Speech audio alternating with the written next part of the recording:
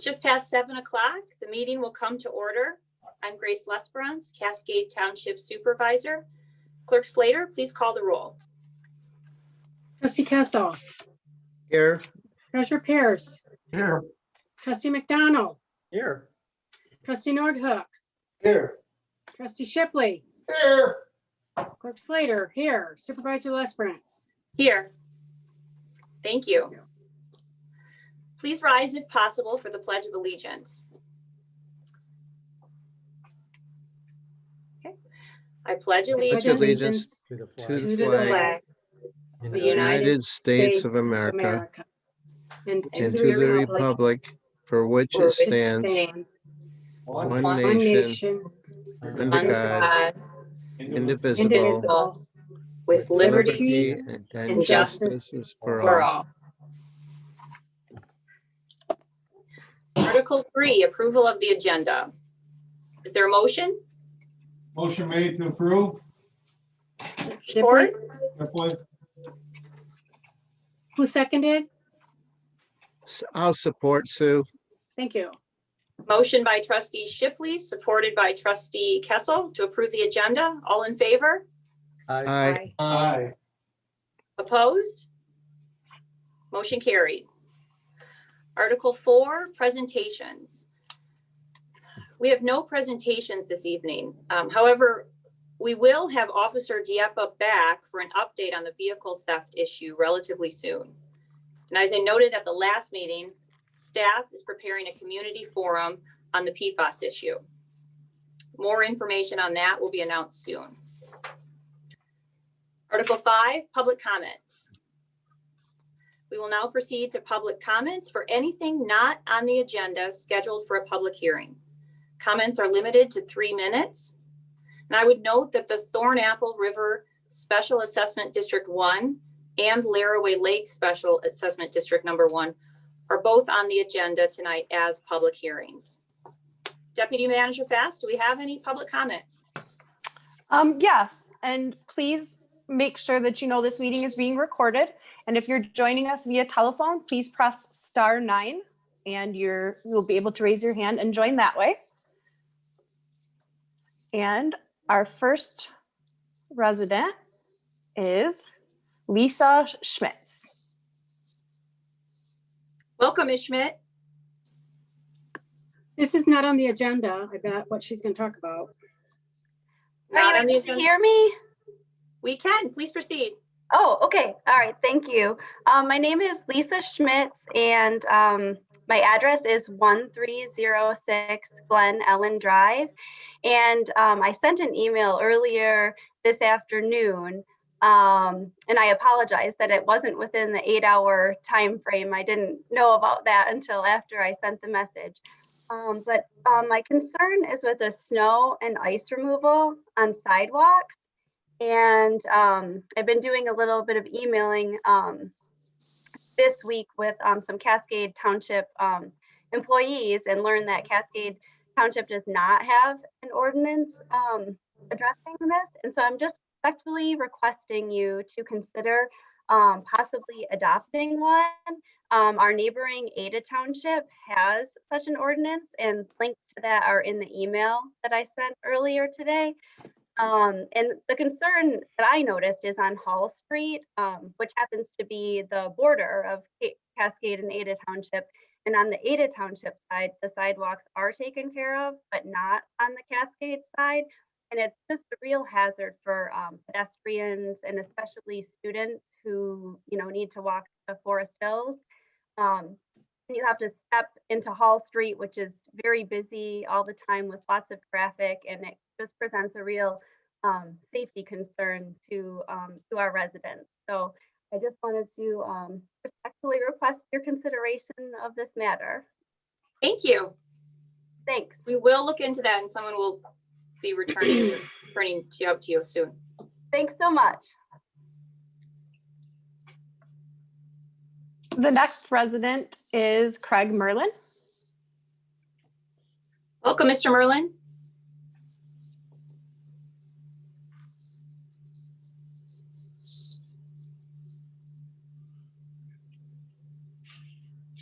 Can you hear me now?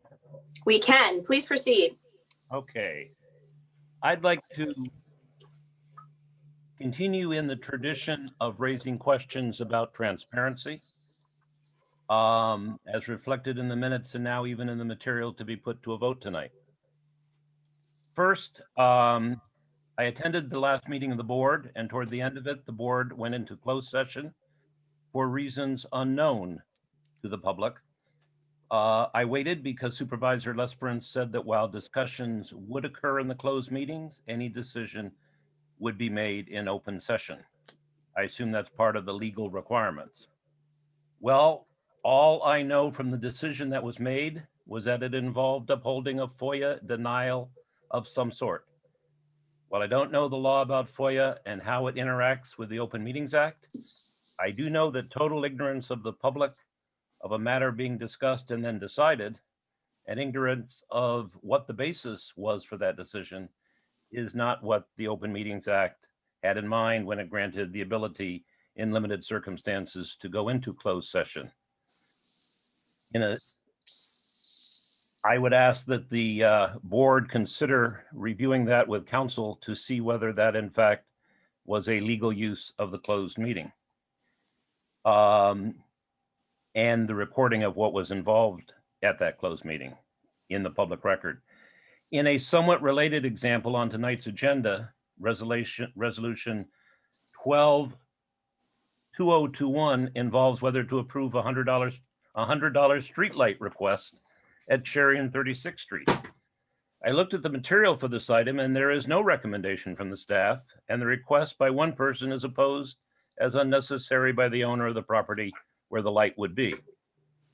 So there is no basis in the material being provided to the board by the staff submitter, Sandra Kornhorn, who, by the way, uses in her memo both her DDA role and her economic development role for the township. I asked two questions. In what role is this being considered? Is it a DDA matter or is it an economic development matter? And I would think, given that they are separate entities, Ms. Kornhorn would separate them and make it clear. And then secondly, on what basis can the board make any responsible decision to satisfy its duty of due care to the citizens of Cascade? This reminds me of the way that the previous board did things so often, without transparency on what I presume to be matters of great importance to be brought to the board, like the FOIA matter, or on matters of very small importance, like the streetlight, if that decision is in fact made tonight. Supervisor Lesperance, I'd hope for improvement in transparency and openness. I know you're trying, and I can hope you will continue to push hard. Thank you.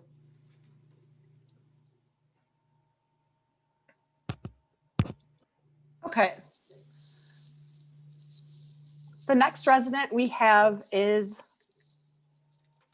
Mr. or Mrs. Clapp.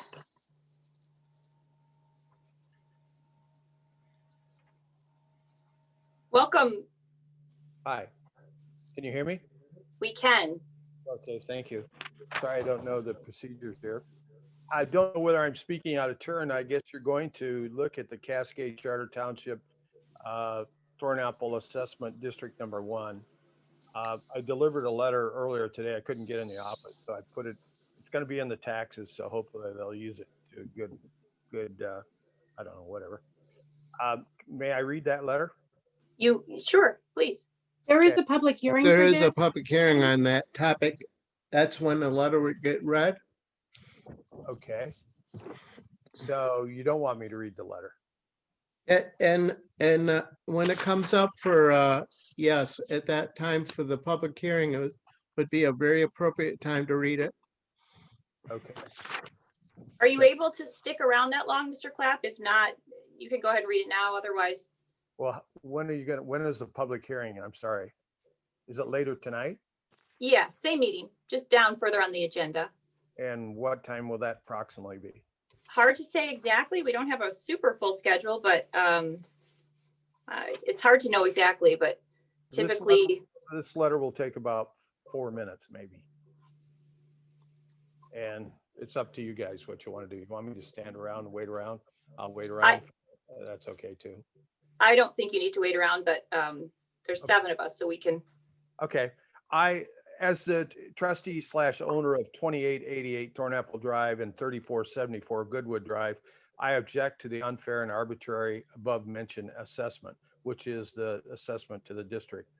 For years, we, the Riverside property owners, have been taxed and paid more taxes than the people across the street with comparable homes because of the quote unquote river assessment to the front property. Okay.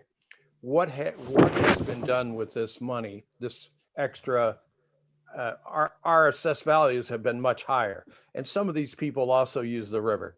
Okay, you can put that away and talk about it later. Also, your assessment, the way that you have done the assessment is based on a simple whole number of properties in the assessment divided into the budgeted cost. Very simple, very easy. But when someone has 350 feet of riverfront and pays the same amount as someone with 24 feet on a very little lot that I have next to the township property there that never is used hardly for anything, well, guess what? My taxes have now doubled on that lot and someone else is paying. My taxes are like $100 and some a year on a 24-foot lot, riverfront property. A more fair way would be to divide the river frontage per lot into the budget. In other words, much more work, but a computer could figure that out very easily after putting in the riverfront footage. My other lot is 75 feet, happy to pay. It appears that someone with a huge frontage is paying 0. That large property owner, in my opinion, polluter, is the Kent County Airport and I believe the owner of the leased Thornapple Golf Course. The airport has for many years dumped what I think have dumped things into the river via the various tributaries and the leased golf course without any recourse. How much is the airport going to pay for helping with cleaning up the river? It appears to be 0. And my question would be why? They are the largest polluter of the Thornapple River by far. If you saw what they did on the fertilizers and all the stuff that they put on the fine golf course we pay for and etc., they should at least charge $1 a round more or something to pay for what they've done to the river. 0 seems to be the amount the airport has in mind. And I put a little jab in here but because 0 seems to be the same amount the airport is going to pay for the PFAS contamination in the well that I have here where I live. In summary, I commend you guys and I commend the township for their efforts, but the results are blatantly unfair and unjust. Please go after the big, pun intended, fish polluters, the airport and golf course, who put tons of chemicals into the river. Thank you for listening to my comments and please keep up your good work. I think your methods are there. I commend you for doing so. Thank you for listening. Thank you, Mr. Clapp. You're welcome.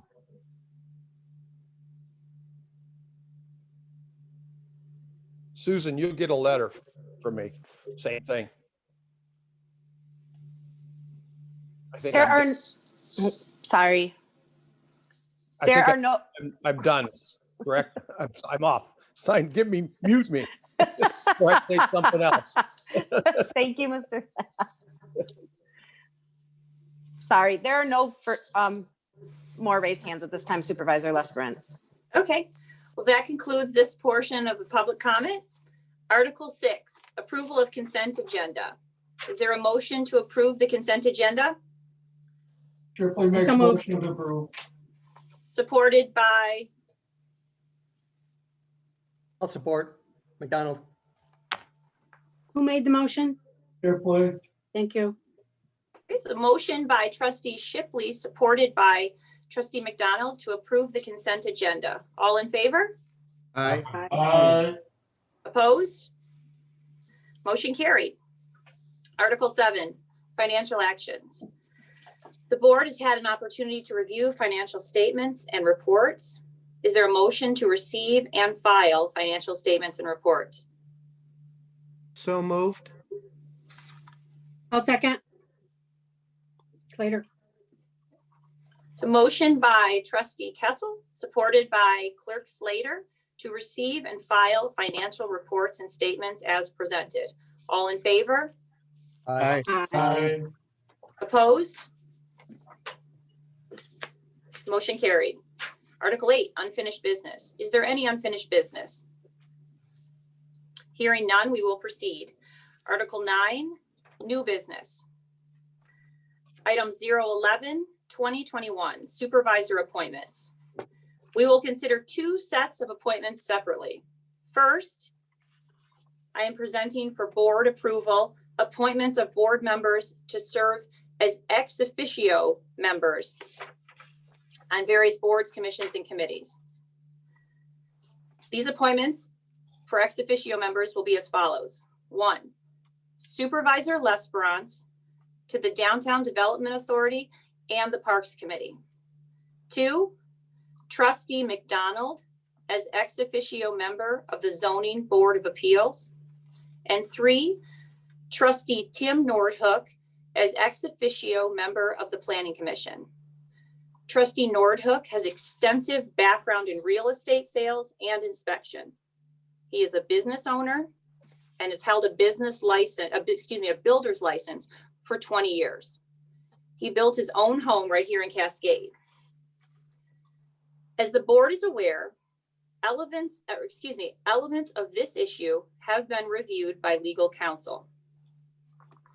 Zoning and land use issues are a major source of potential legal liability, as the township's recent experience the past year has demonstrated.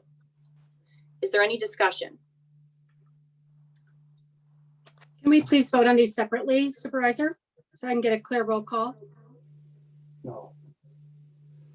We'll just, any discussion, and is there a motion? There's only 3. Is there a motion? Motion made by Shipley. Support? Could you read the motion again? Yes. Okay. So the motion to approve the agenda item as written, all 3 ex officio members. Trustee Shipley? Yes. Support? Support. Well, support is to take the vote. So who said second? Trustee Nordhook. All in favor? Clerk Slater, let's do a roll call. Or all in favor? Can we do a roll call, please? I'm still confused on the motion. Which ones are we approving or looking at?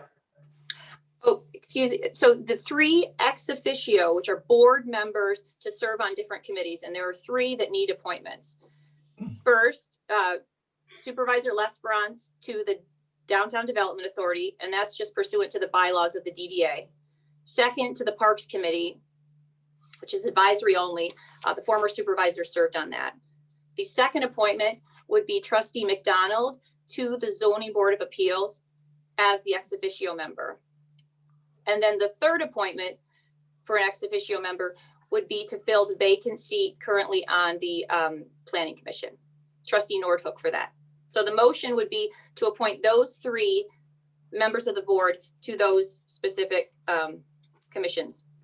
Clarification, we're taking the legal opinion of Mr. Bloom that the ex officio member of the Planning Commission is vacant.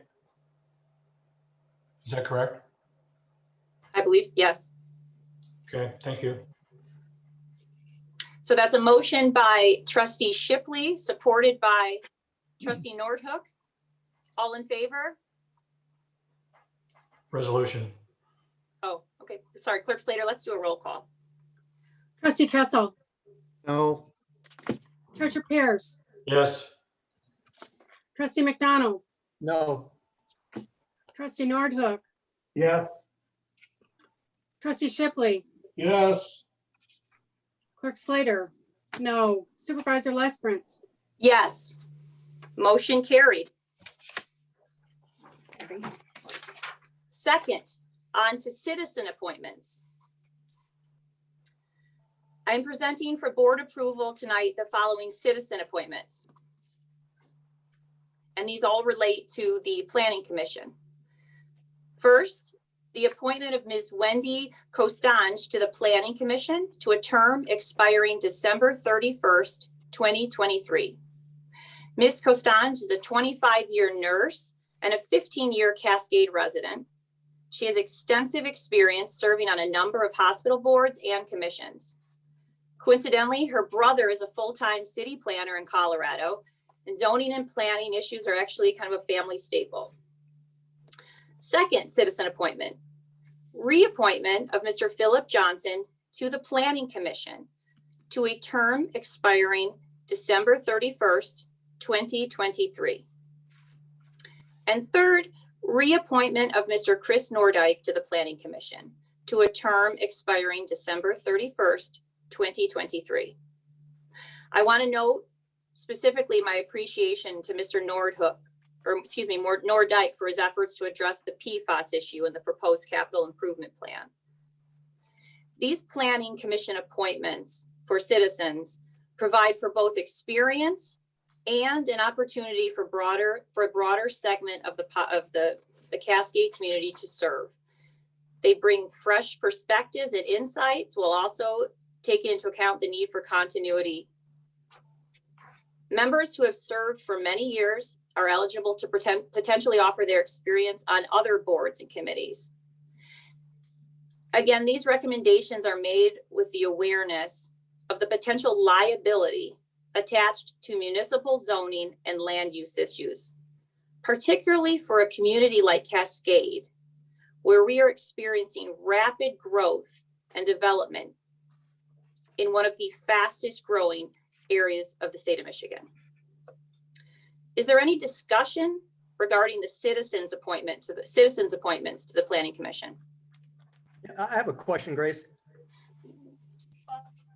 I think Reese has done an excellent job, and I've sat in on several Planning Commission meetings. He's chairman of the Planning Commission. He's done an excellent job. It's my understanding, I haven't talked to Scott personally at all, that he wants to remain on the board or on the Planning Commission.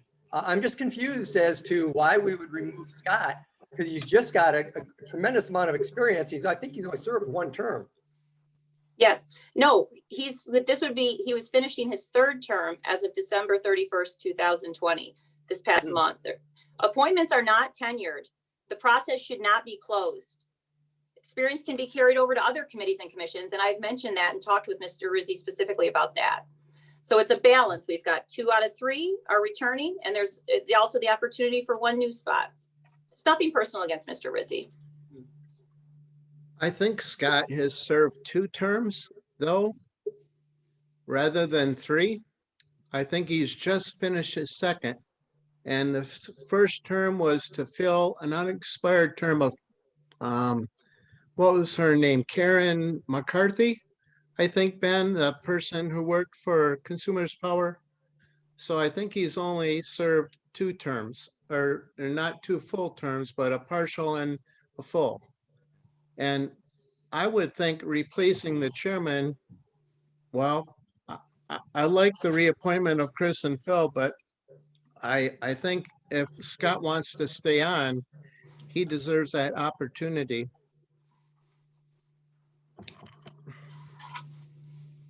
Can we vote on them separately, Supervisor, please? Is there a need to? I think there's only 3. Let's do it the same way we did it for the ex officio members.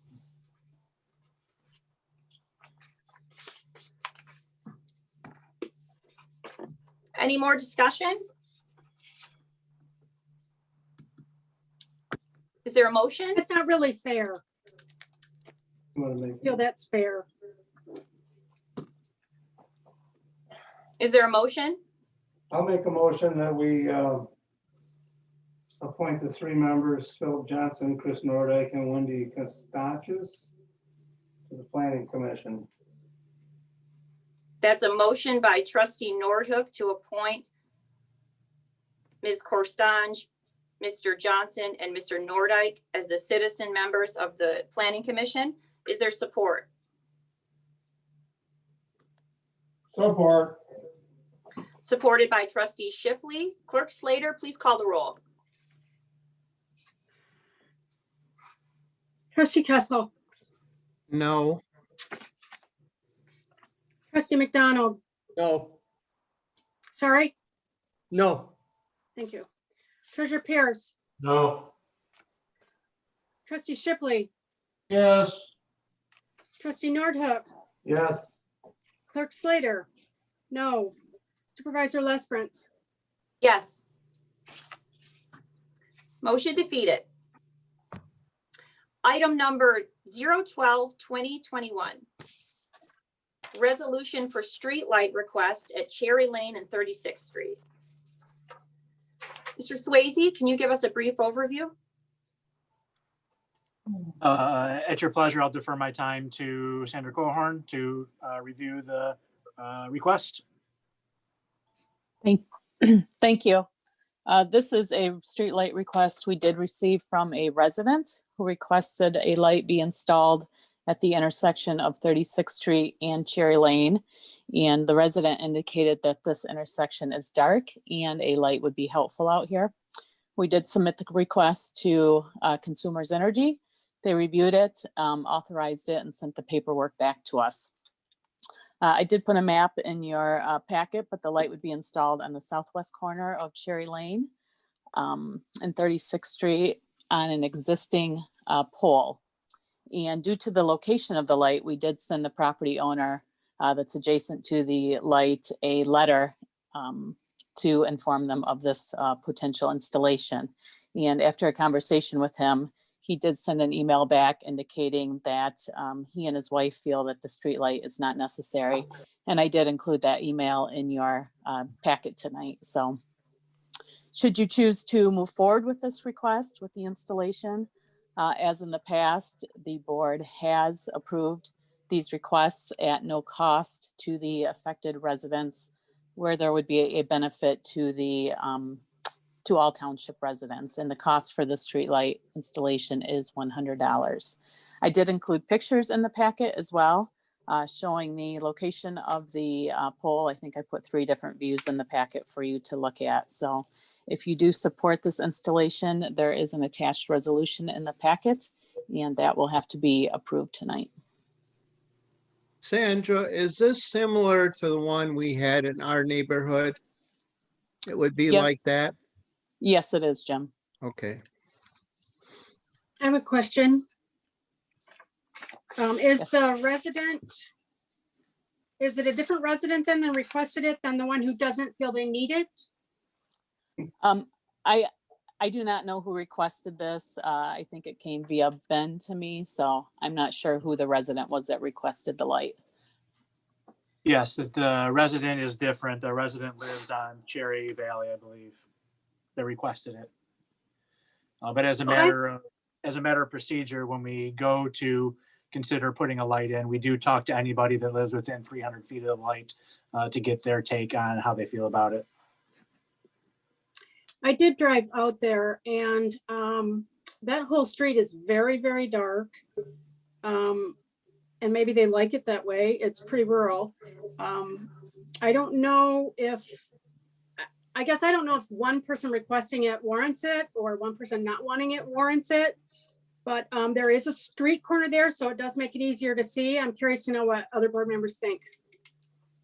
I got a question.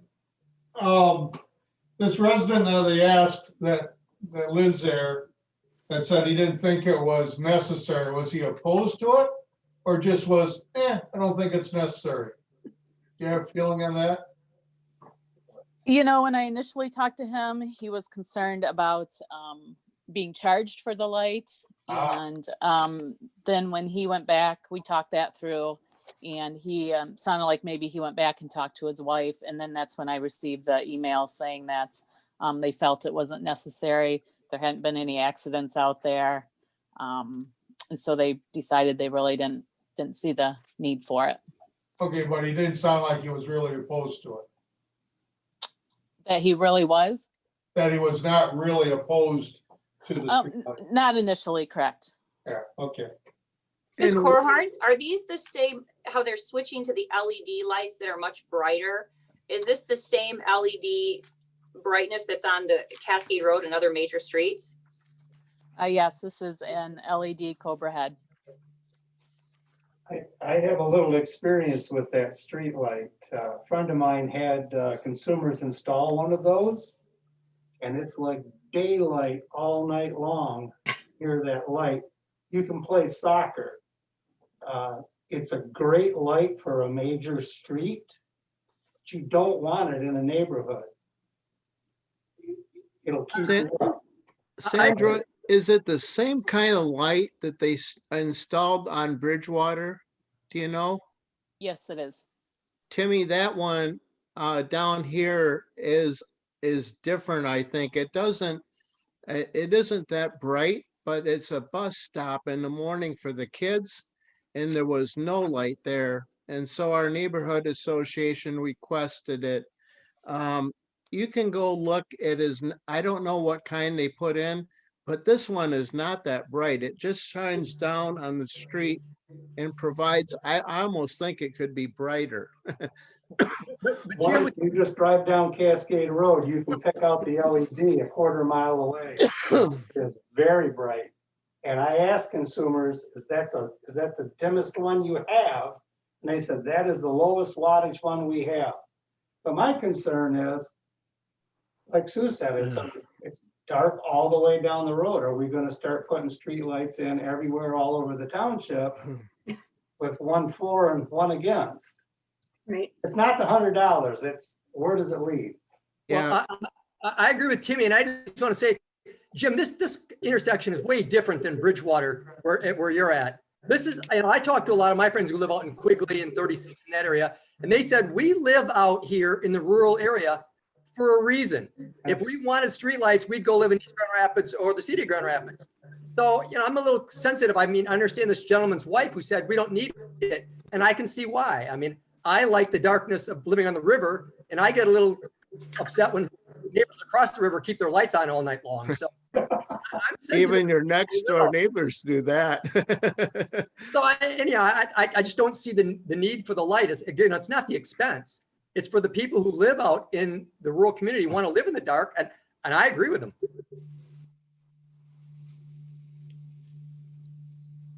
That's right. I make a motion that we consider the resolution to adopt Cascade, streetlight request at Cherry Lane and 36th Street. Support? Who said that? Oh, sorry, I'm just looking to see if there's support. Support from Shipley. Thank you. This is a resolution, so we have to take a roll call vote. Supervisor? Oh, are Trustee you asking? McDonald? No. Trustee Kessel? No, I guess this is a real tough one. So that's a no. Yes. Treasurer Pierce? The most controversial item we'll reach tonight, but I will vote no. Trustee Nordhook? No. Trustee Shipley? No. Clerk Slater? No. Supervisor Lesbrance? No. Thank you. Motion defeated. Thank you. Thank you. Next up, item number 013, 2021. Resolution to adopt the Cascade Charter Township 2021 through 2026 Capital Improvement Plan. The Capital Improvement Plan outlines a schedule of potential capital expenditures. It is a planning, not a budget document. Successful municipalities plan while recognizing that they must also be nimble and take advantage of unanticipated challenges and opportunities. This is particularly important regarding the PFAS issue, which is a priority and a multifaceted challenge. Mr. Swayze, can you please provide a brief overview?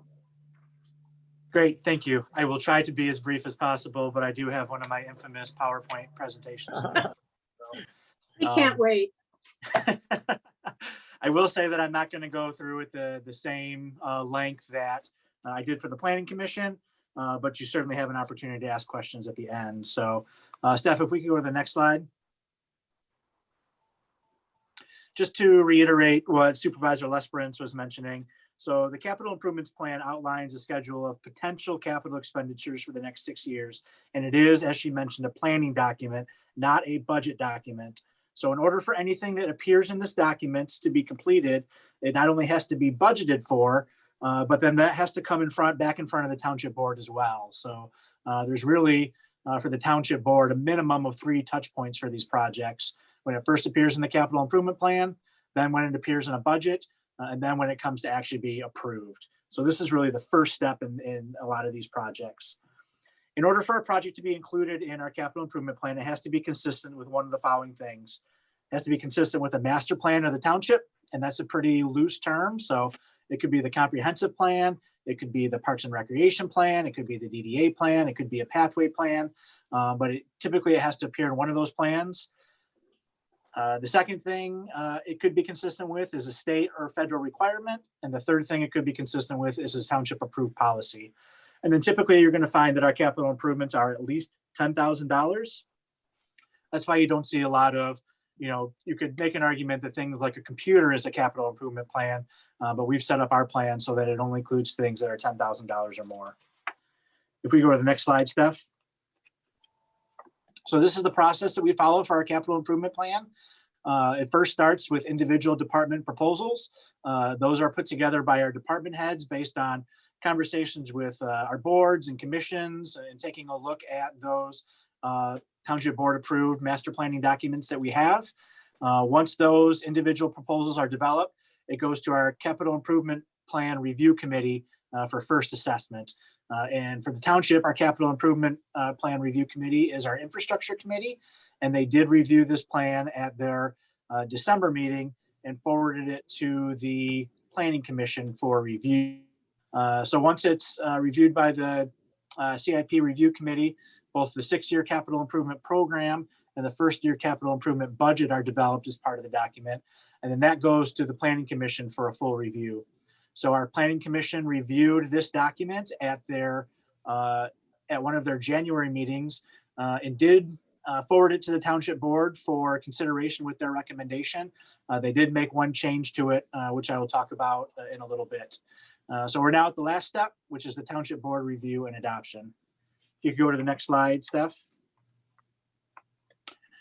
So again, a couple sides to this. The capital improvement plan is a 6-year document. It's a mid-range planning document. It describes all the proposals submitted by the departments.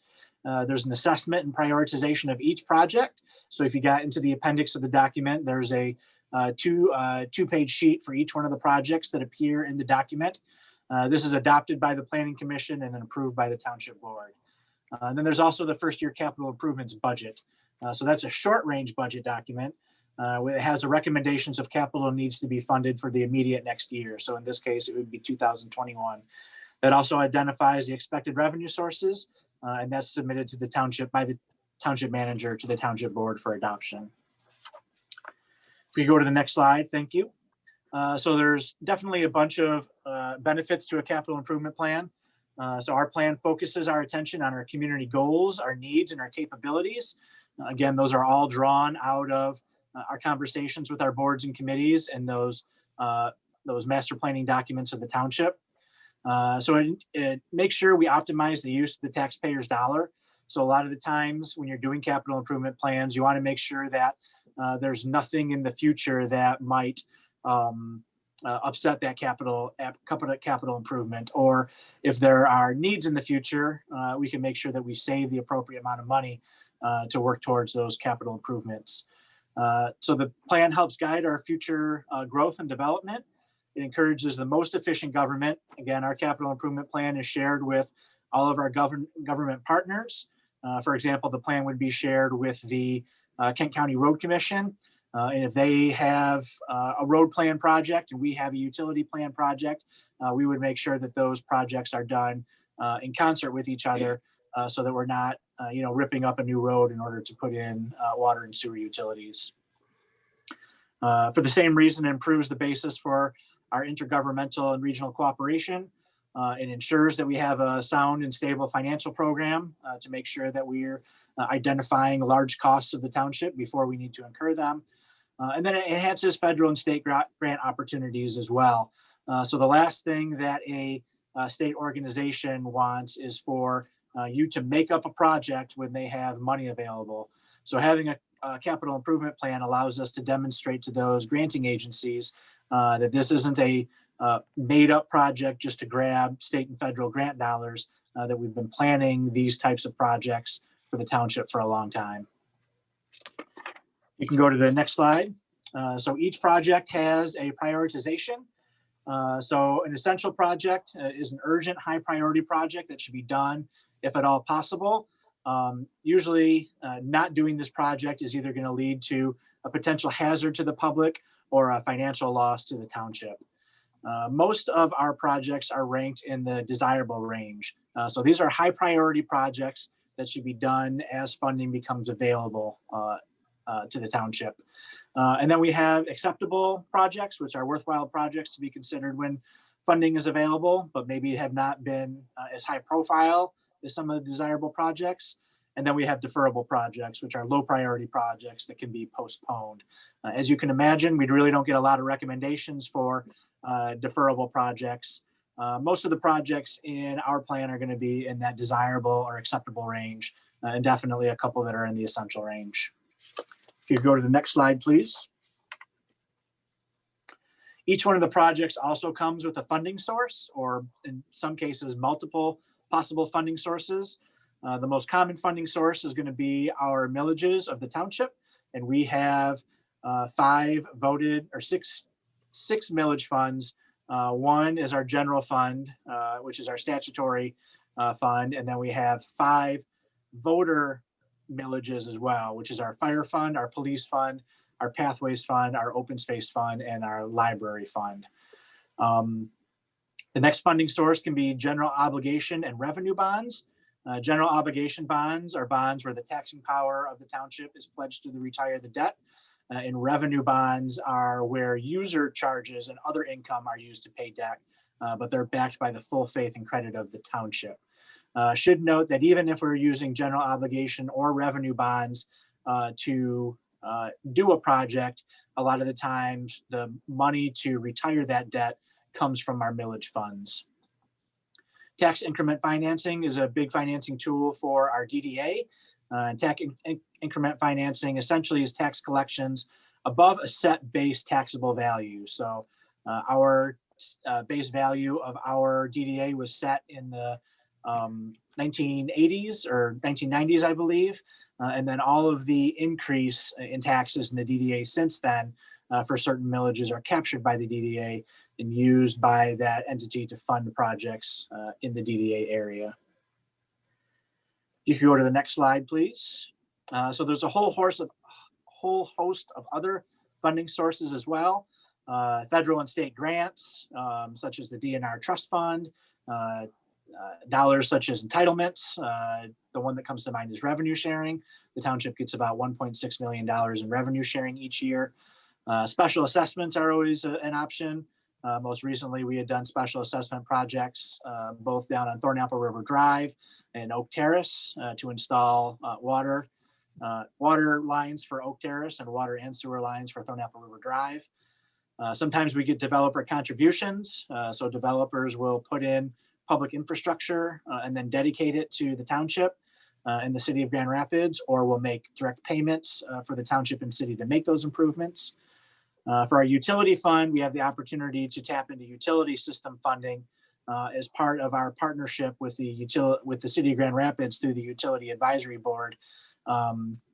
In some cases, projects can be paid for by the system, and the cost of those improvements are then paid back to the system through utility bills. And then there's a whole host of other things such as capital leases, dedicated revenue, sales of assets, lots of different ways to come up with money for potential capital improvements. If we could go to the next slide, please. So this is our chart and really talks about for the next 6 years where these projects are, how many projects are in each fund, and what the funding level is. So if this amount looks high based on the plan that we've passed the past couple of years, I'll say that it is. So in the past couple of years, the total has been usually somewhere between 25 and $30 million. This year, we're creeping up to $41 million. And that's for a couple reasons. One, we've identified the need to replace fire station number 1. And currently the township board is working through the process as to what that project is going to look like and what that project is going to cost. So there's some significant costs in the fire fund. And then going back to what we talked about with the planning commission recommending a change, they did recommend that the project that we talked about for our grant application, the extension of water lines into the PFAS affected neighborhood, which we have been calling the Berger Goodwood neighborhood, be included in the plan as well. So you'll recall from the discussion we had about the grant application, that's about a $13 million project to extend water to every single neighborhood, in every single house in that neighborhood, and get them connected. So we've put the full cost of that project into the plan.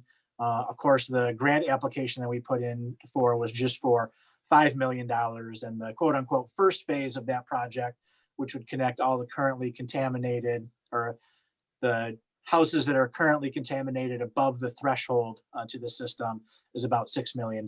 But given the request from the Planning Commission, I thought it was appropriate to include the full cost of that project into the plan. So with that, I'm happy to answer any questions you have about the document in general, or if there's any specific projects that you'd like to talk about, I'm happy to review those as well.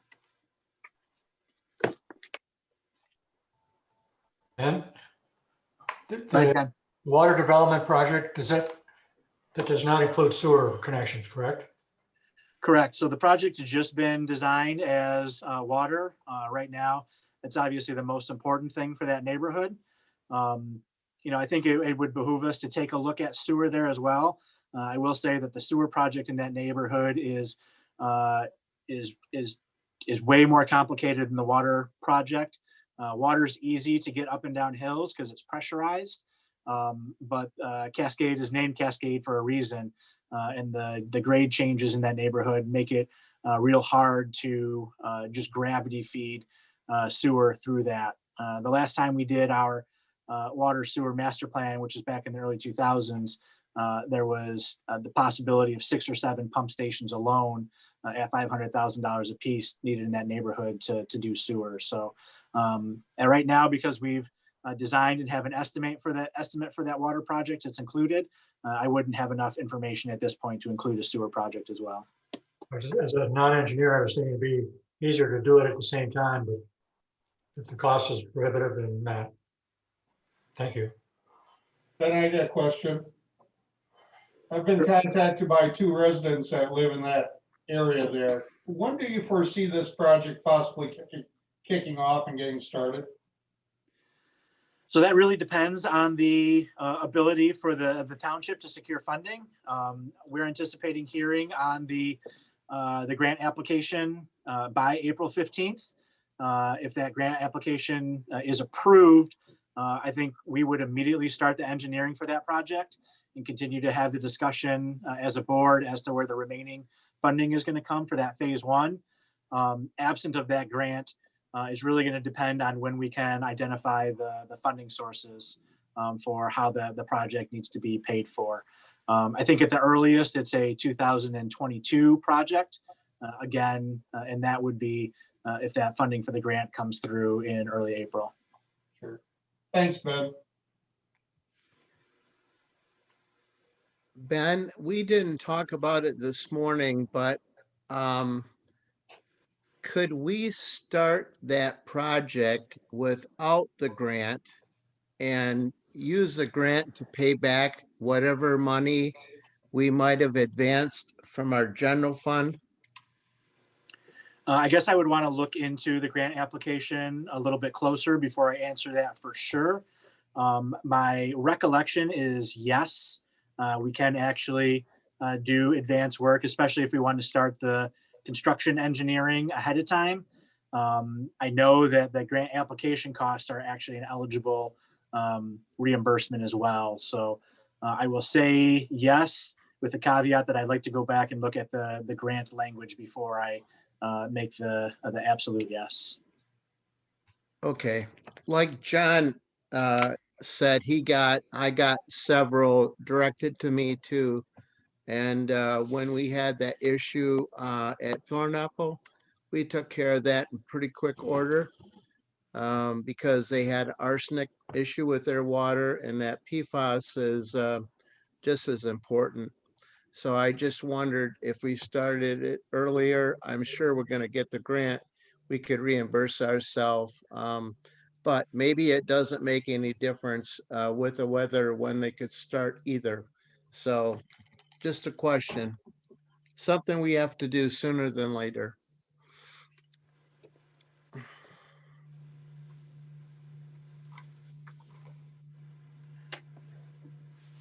Any further discussion? Make a motion that we approve the capital improvement plan. Support. It's a motion by trustee McDonald to approve or adopt the capital improvements plan, supported by trustee Shipley. Clerk Slater, please call the roll. Yep. Trustee McDonald, Yes. trustee Shipley, Yes. trustee Nordhook, Yes. treasurer Pierce, Yes.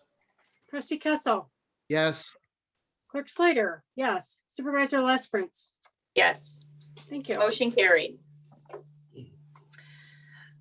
Item 014, 2021, amendment to fire dispatch agreement with Kent County. Manager Swayze, please give us an overview. Great, thank you. So you guys that have been on the board for a while may remember this, but in 2015, we entered into an agreement with Kent County to provide fire dispatch services for the township. So prior to 2015, Kent County also provided fire dispatch services to the township, but we didn't have a structured agreement in place and no fee was charged to Cascade Township. In the summer of 2014, representatives from Kent County called together a number of township leaders from the county to discuss the funding challenges and inequities that existed for our emergency dispatch services. So at that time, even though Cascade didn't pay, there were several townships that did contribute to fire services, such as Caledonia, Gaines, and Byron Township, as well as several Kent County cities that contractually paid for fire dispatch services as well. So the background on those inequities came from a history where there used to be a dozen or so dispatch centers in Kent County.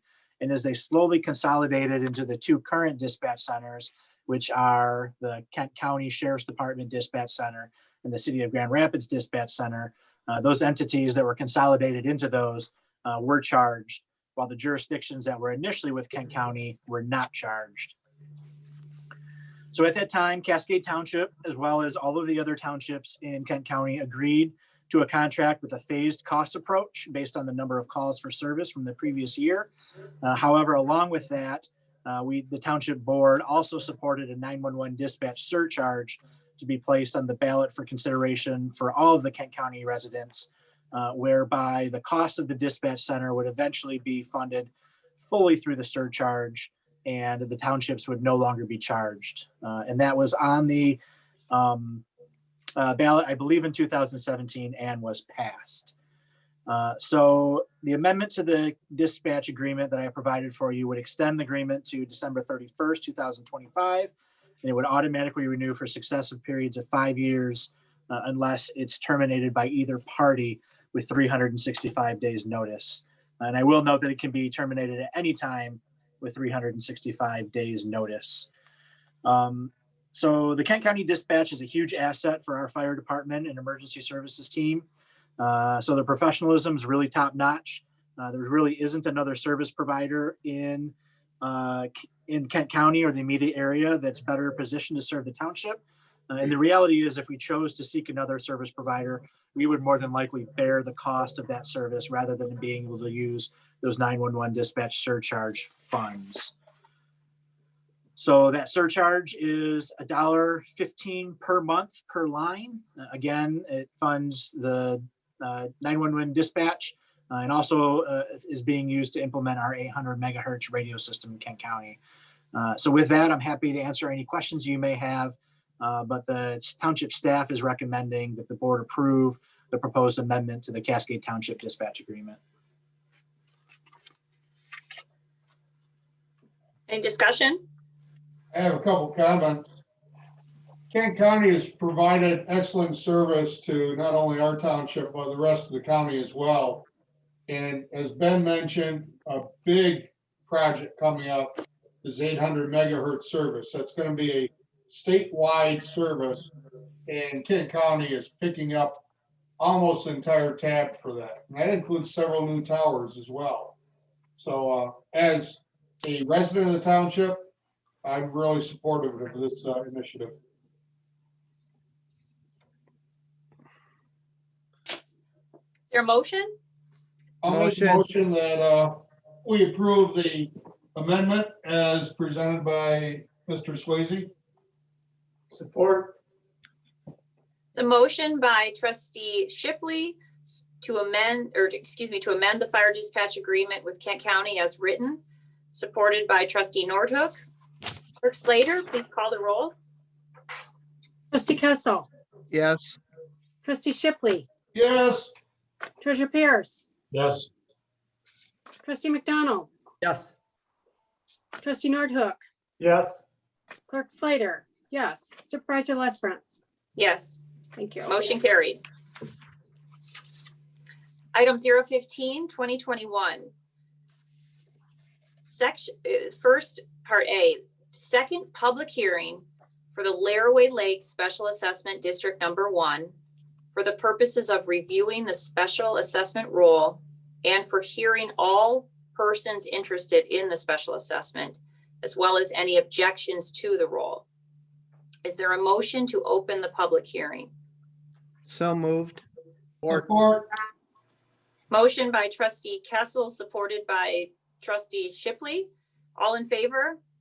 Aye. Aye. Opposed? Motion carried. Manager Swayze? Great, thank you. So this is a continuation of the public hearing that we held at our January 27th meeting as well. But just for everybody in the public that may have not been here during that meeting. So the township received a petition circulated by the property owners on Laraway Lake to make certain improvements to Laraway Lake, including weed control and removal, and have asked for the cost of the improvements to be special assessed against parcels of land within the district. The request is for a cost to be equally assessed against all parcels that front Laraway Lake, with the exception of vacant parcels owned by duplicate homeowners. So they've requested the special assessment district to be implemented for 10 years. The total parcel count for the special assessment district is 23 parcels, and the requested work to be done is approximately $11,575 each year, meaning the parcels will be assessed approximately $504 per year during the duration of the special assessment.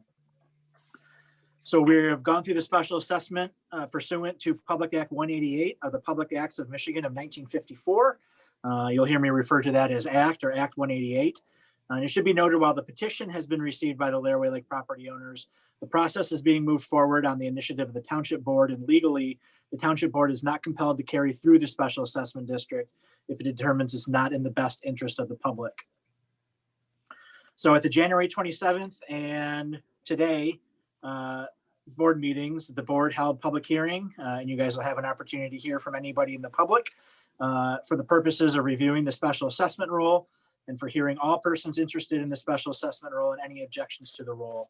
So after the public hearing is closed, the Township Board has the option to approve a resolution, which among other things will confirm the special assessment roll, cause the special assessments to be collected beginning with the Township Summer 2021 tax bill.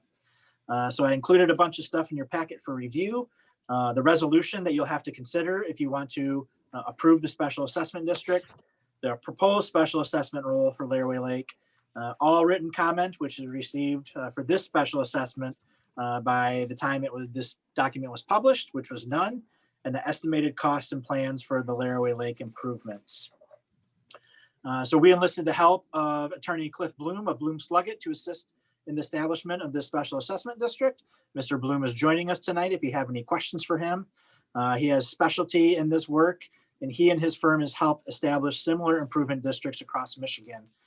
So the cost of Mr. Bloom's services, as well as the other direct costs related to the establishment of the district, which includes items such as printing, mailing, and publication, will be charged to the special assessment district if it's established. If it's not established, the township is responsible for those costs. If the special assessment district is established, we are recommending the board approve an ad hoc committee consisting of township staff, officials, and residents included in the special assessment district that provide direction of the expenditure of the special assessment district dollars. Though I do want to note that the final appropriation is always going to be at the sole discretion of the township board. So if you do choose to approve resolution number 4, it's going to do a couple things. The special assessment roll will be confirmed, including the installment schedule, which is 10 years, the interest rate, which is 0%, and the delinquency penalty, which is 1% for each month or fraction thereof. It'll order the special assessment to be collected, with the warrant being transferred from the clerk to the treasurer. It allocates the special assessment on a per parcel basis, and it causes the notice of confirmation to be sent to all parties in the special assessment district. So we're still estimating the establishment of the district costs between $2,500 and $5,000. Again, primarily legal fees and printing publication costs. And again, if it's established, we will recover those 3 fees through the special assessment district. If it's established, it'll produce $11,575 per year. Those funds are kept in a separate fund and can only be utilized for the purposes outlined in the special assessment plan documents. And I will note that after this was published, I did not get any written or verbal items to be read into the record either.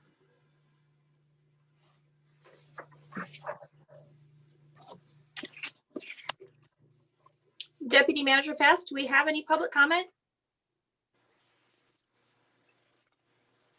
We do have one raised hand from Mr. Clapp, but I would note Supervisor Lesperance's hand was raised prior to this agenda item, but I will unmute him at this time.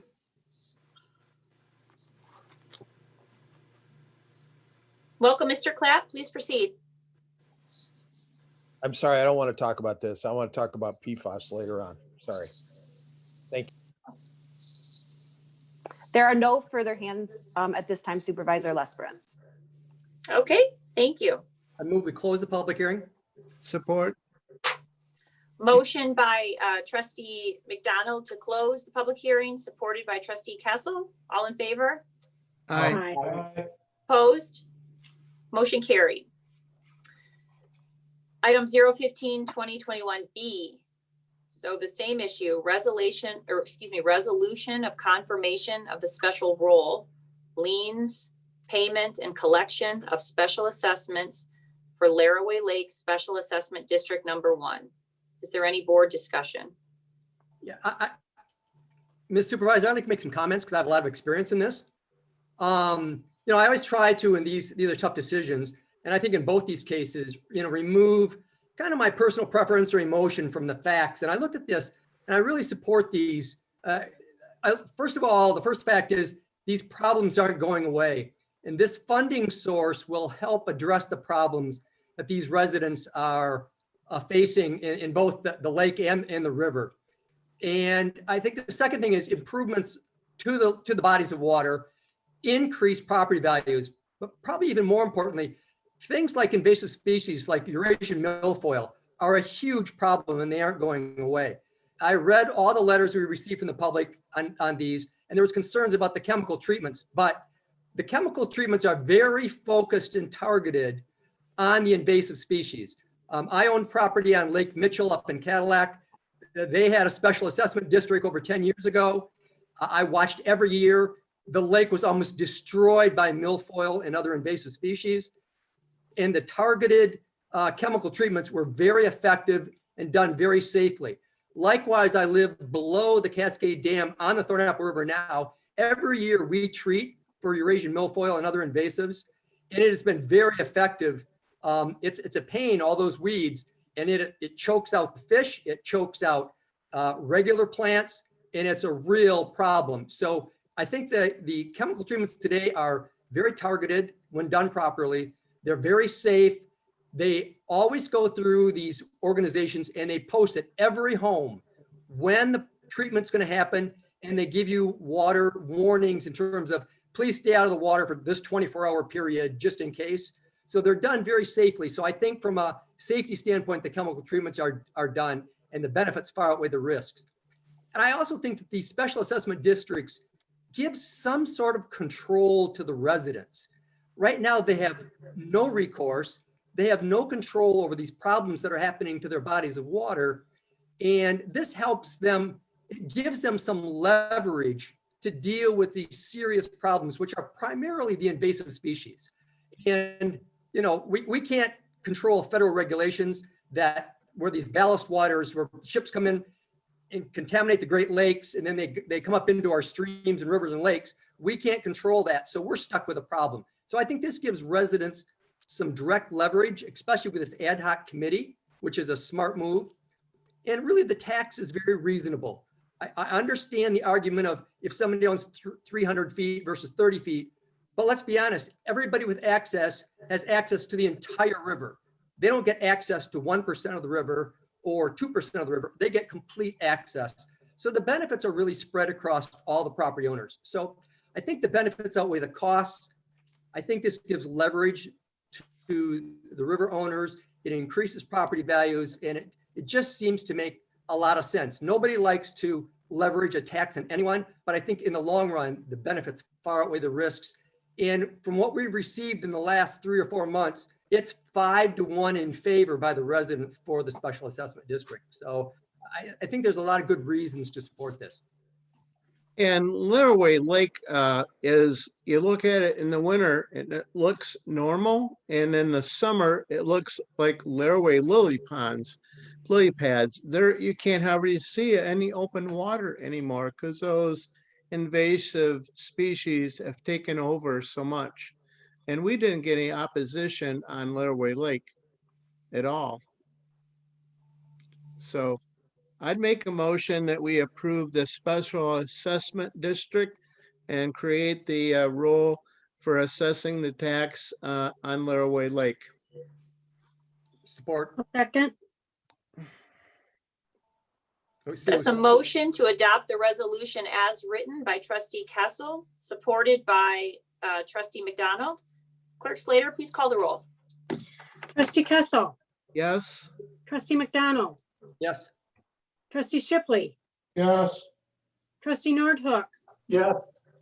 treasurer Pierce, Yes. clerk Slater, yes, supervisor Lesbrance. Yes, Thank you. motion carried. Item 016-2021, Part A. Second public hearing for the Thornapple River Special Assessment District Number 1. For the purposes of reviewing the special assessment roll and for hearing all persons interested in the special assessment, as well as any objections to the roll. Is there a motion to open the public hearing? So moved. Motion by trustee McDonald, supported by trustee Shipley. Shipley. All in favor? Aye. Aye. Opposed? Motion carried. Manager Swayze? Great, thank you. So just to stress the points that are different between the River Special Assessment District and the Laraway Lake Special Assessment District from a process standpoint. So this one was circulated by the members of the Cascade Thornapple River Association. The improvements that they noted in their petition include weed control and removal, debris removal, safety enhancements, silt control and removal. Again, they've asked for the cost of the improvements to be special assessed against each parcel of land within the district, and for the cost to be equally assessed against all parcels that front the Thornapple River between the dam and 60th Street, including those parcels that front township-owned property on the river. So they have requested the special assessment district be implemented for 15 years. The total parcel count for this special assessment district is 301. I do want to note that there were 2 properties removed from the special assessment district between this meeting and last meeting, based on the information that I gave you at the last meeting. So that means that the requested work to be done is now $90,300 per year, and each parcel would be assessed $300 per year during the duration of the special assessment district. Special assessment districts being established pursuant to the same act in the same section in that act. Again, had a public hearing on the 27th. having the second half of that public hearing now. So after the public hearing, again, the board has the option to approve the resolution, which will confirm the special assessment roll, cause the special assessments to be collected with the township summer 2021 tax bill. Same things were included in your packet, including the proposed resolution, the proposed special assessment roll, all written comment that was received as of 2/4/2021, and the estimated cost and plans for the Thornapple River improvements. Again, Attorney Bloom has been helping us with this process. If the special assessment district is established, the cost of Mr. Bloom's services and the printing and publication will be absorbed by the special assessment district. If it's not approved, the township is responsible for those costs. And again, we're recommending the same ad hoc committee be established for this special assessment district if the final resolution is approved. So if you approve resolution number 4, accomplishes the same things. Special assessment roll confirmed, including the installment schedule, in this case, 15 installments, the interest rate, which is again 0%, and the delinquent penalty, which is 1% for each month or fraction thereof. Orders the special assessment to be collected with the warrant being transferred from the clerk to the treasurer, allocates the special assessment on a per parcel basis, and causes the notice of confirmation to be sent to all parties in the special assessment district. So in your packet, as I mentioned, I included all the written comment that was received prior to 2/4/21, which also includes all of the comments that were read into the record at that point. Supervisor Lesperance, with your permission, I would like to read in the comments that we have received since the last public hearing. It will include a couple of them that were included in your packet, but we did get a whole host of comments over the past really 2 days. I'd like to make sure that they get read into the record as well. Thank you. I'd also like to note that if what we received can be read in 3-ish minutes, I'm going to read it verbatim. There's several comments that we received that are 5, 6, 7 pages long. I won't be reading those in their entirety, but we'll provide a summary of those comments. And then all of these comments that we received will be included as part of the record. Thank you. So with that, I'm going to start with the comments that we received that are in favor of the special assessment district. The first one is from Kathy and Steve Flackmeyer, 3115 Thorncrest Drive Southeast. We, Kathy and Steve Plackmeyer, support the Thornapple River Special Assessment District and ask that you approve resolution number 4 and formally establish the district. I request that my comments be entered into the public record. Next item is from Ronald Miller and Michelle Miller, who live at 4581 Little Harbor Drive. I, Ronald W. Miller and Michelle M. Miller, support the Thornapple River Special Assessment District and ask that you approve resolution number 4 and formally establish the district. I request that my comments be entered into the public record. Next item is from Robert D. Andrews III at 7272 Kilmer Drive Southeast. I, Robert D. Andrews III, support the Thornapple River Special Assessment District and ask that you approve resolution number 4 and formally establish the district.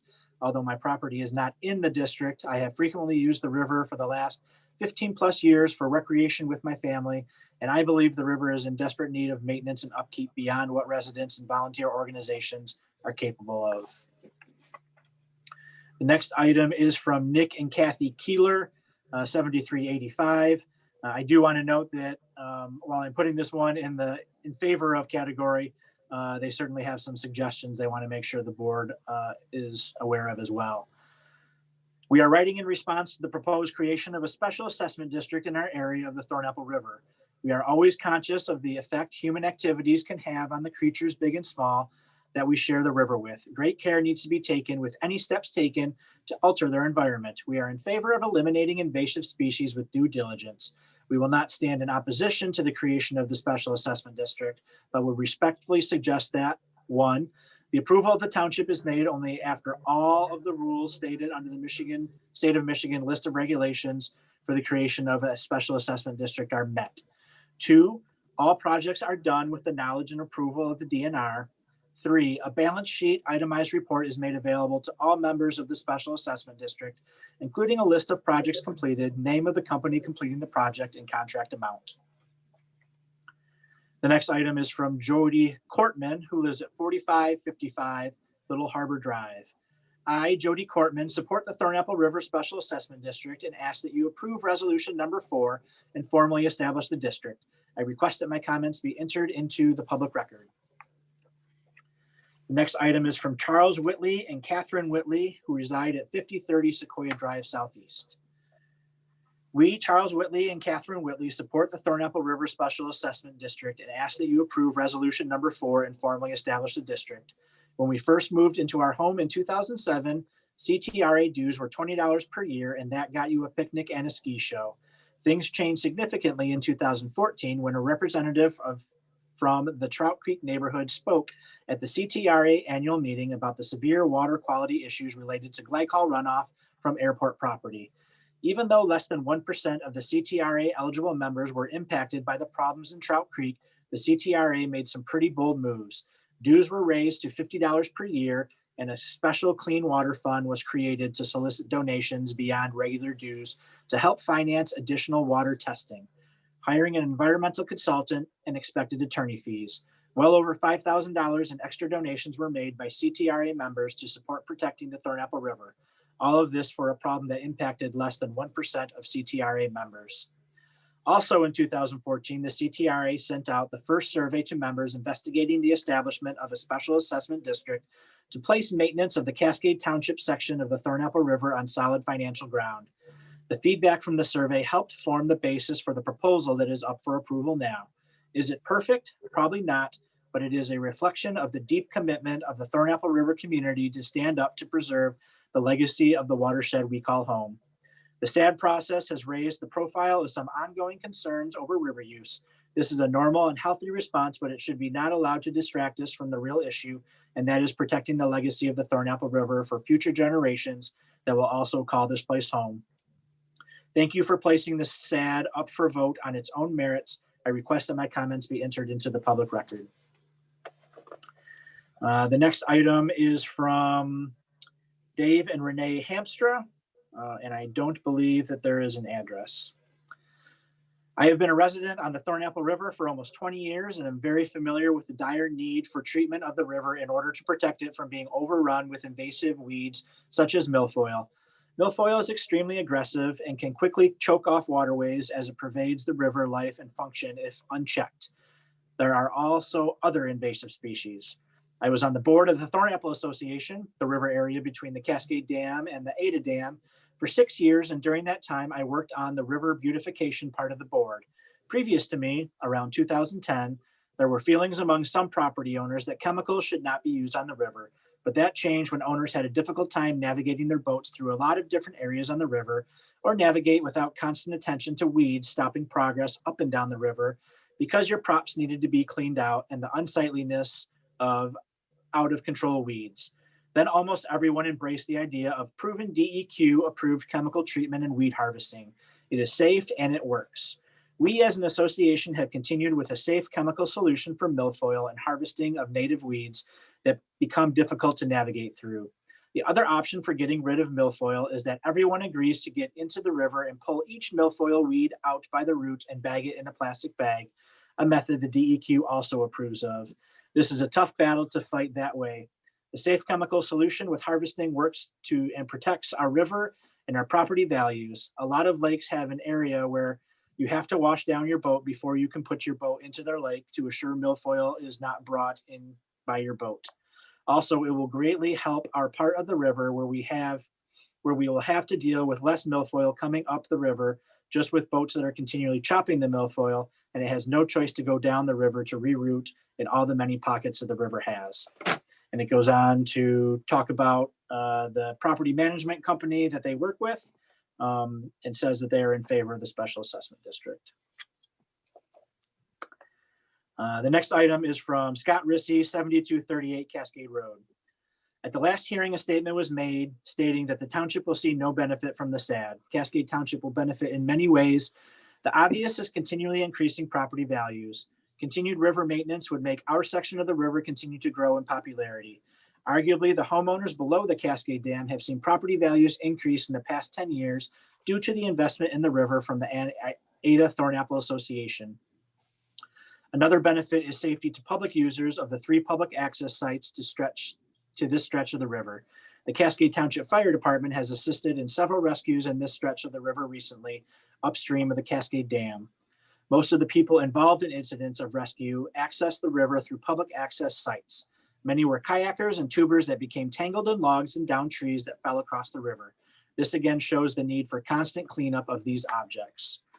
With regard to resident Stanley Grunsky comments at the last meeting, I want to point out that this property used to have river access with a dock and boat some years ago. I think it is sad that a lack of maintenance to the creek and the river allowed so much silt into the area that this homeowner has now lost access to the river, but also the additional value that their home once had. Recently this fall, the CTRA had a company advising us in surveying the weeds and health of the river. We were informed that the area behind this home is now full of muck and an extremely invasive species of grass that the state is trying to eradicate. This is a perfect example of why this SAD is so important, to protect what we have and maintain it for years to come as best we reasonably can. Next item is from Edward T. Quinn, also known as Ned, at 7382 Whispering Ridge. My name is Ned Quinn, and I have been a Cascade resident since 2004 and own property with frontage on the Thornapple River. I participated in the Cascade Thornapple River Association between 2005 and 2009 as the president. During my term as president, creation of a special assessment district was on the CTRA board's agenda. We met with the Kent County Drain Commissioners and discussed putting a district together to protect our natural resource. A couple of major issues had come up during those years. Zebra mussels became very heavily populated between the dam and M6 overpass. We were able to track the expansion south past 48th Street. We had no way of stopping the invasion. Sediment began filling the bayous. The sediment was a result of the construction in the surrounding area. Most of the sediment was brought by water developments upstream. These issues could have been more effectively dealt with had we sufficient funds. Unfortunately, being a voluntary association, our annual budget was approximately $5,000. To solve these issues, we began working with the county to set up a special assessment focused on the watershed. The county was identifying all property owners with property on the watershed into the Thornapple River. Unfortunately, many of the property owners who would be assessed as a watershed didn't own frontage on the river, and consequently, the Special Assessment District could not get the necessary support to be considered. I support the Thornapple River Special Assessment District and ask that you approve Resolution 4 and formally establish the district. I request that my comments be entered into public record and read into meeting minutes. So those are the items that we have received that were in favor of the Special Assessment District. So now I will begin reading the ones that are not in favor of the district. So the first one comes from Dawn Van Ham at 9705 108th Street, Middleville, Michigan, and Jennifer S. Skondelmeyer at 13,108th Street in Freeport, Michigan. We would like to submit this letter of appearance to the Cascade Charter Township to protest the proposed defrayment and costs of the control and partial eradication of aquatic plants and weeds with the covered portion of the Thornapple River by means of chemical treatment, biological agents, and or mechanical harvesting, and also river management within the covered portion of the river, the public improvements, being charged against a parcel known as 3059 Thorncrest Southeast, parcel number 411916251007. Due to the fact this parcel is by the dam and has no weed problem and doesn't need any of the proposed improvements, this parcel would not benefit from these public improvements. We are very opposed to chemicals being used in the river. This changes the natural habitat for the wildlife in and along the river. Next item is from Peter and Judith Kenny. They live at 5600 Alaska Avenue. We strongly object to the Special Assessment District proposal. Much of the sediment in the river is caused by runoff from the dirt roads owned by Kent County and Cascade Township, plus the uncontrolled speed of many boaters. The wake caused by these boats erode the riverbank, thus putting more sediment and eventually trees in the river to go downstream. If your real concern was about the river, why not put restrictions on speed, do no wake zone, and reduce motor size? The proposed assessment group does not include all people and associations with easements to the river. We live approximately 75 feet above the river. The only access we have to the river is a steep path through the woods. If we were to purchase a watercraft, which we have no desire to do, our only access, would necessitate joining a private organization and paying a launch fee at Mr. Rissi's launch facility. What happens if Mr. Rissy decides to stop his launch enterprise, or is there something in writing that says he won't? Personally, we don't reuse the river and feel this whole effort is for boaters. I've seen nothing in the assessment that benefits anyone but boaters. People that live in the bayou know what a bayou is. Digging around the train trestle so boats can go further upriver, or killing natural weeds that help support a healthy river all lean toward to boaters. The request for this proposal assessment does not plainly state what the assessment cost will be per year. It starts out at $300 per year and can be raised by the board 10% per year for 15 years. By the 15th year, that could amount to $1,150. Cost per property by the end of the 15 years could be over $9,500. For the total SAD Township, from the last figures I could find, 1995 was receiving $50,000 per year revenue from the dam operations. 50,000 times 25 equals $1,250,000. Was all or any of this income money put back into river projects? If not, why not? Why the magical 15-year duration of the assessment? A simple solution to this situation would be to stop this assessment and think along the lines of a Cascade motor watercraft registration. Boaters that wanted to navigate the Cascade portion of the river would pay a yearly registration fee, put a sticker on the boat, and do whatever you find someone who is not in compliance. This way you would be catching all that use the river. I would really like to see this SAD done away with, or at least put on hold, on a 6-month hold. Watching the meeting on Google, noticed that you read some email letters from people that did not have addresses assigned to them. Were they all in fact part of the SAD? Thanks for your time. The next item is a fairly long one, so I'm just going to go through the major points. But this comes from Laurie and Jeffrey Gottlieb that live at 7100 Cascade Road Southeast, parcel ID number 411916426023. We object to the above special assessment for the following reasons. One, as another property owner who objected stated, the proposed improvements, the control and partial eradication of aquatic plants and weeds with the Thornapple River by means of chemical treatment, biological agents, and or mechanical harvesting, and also river management, including but not limited to river studies, dredging, removal of river blockages, sedimentation control, and similar undertakings are unnecessary. We are much more concerned with the bank erosion as the weeds are all upstream by the golf course.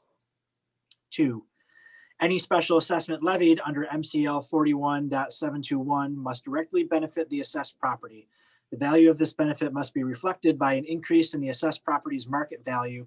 However, the proposed improvements and corresponding assessments will likely not increase the market value of the assessed properties, and therefore this proposed special assessment will violate Michigan law.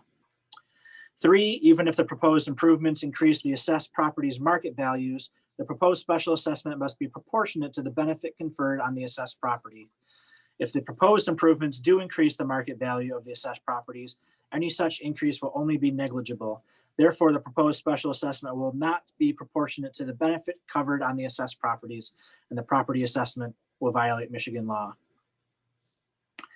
Further, Public Act 188, 1954, 417023, Section 3 identifies important aspects of the petition and the overall approval process, including the required thresholds to move forward.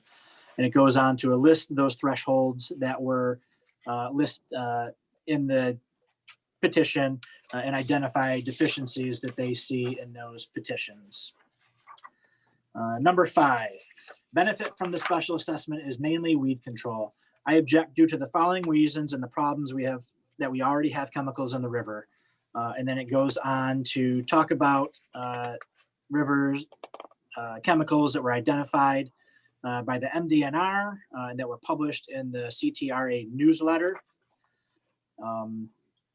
And talks about the CTRA dues.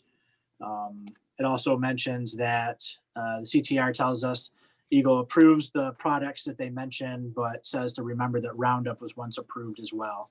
And then goes on to mention that for all the reasons listed above, please reject the Thornapple River Special Assessment District number 1. Next item is from Tahira and Asif Azim at 7110 Cascade Road. They would like to enter into the record that they agree with Laurie Gottlieb's writing, which is the one that I just read.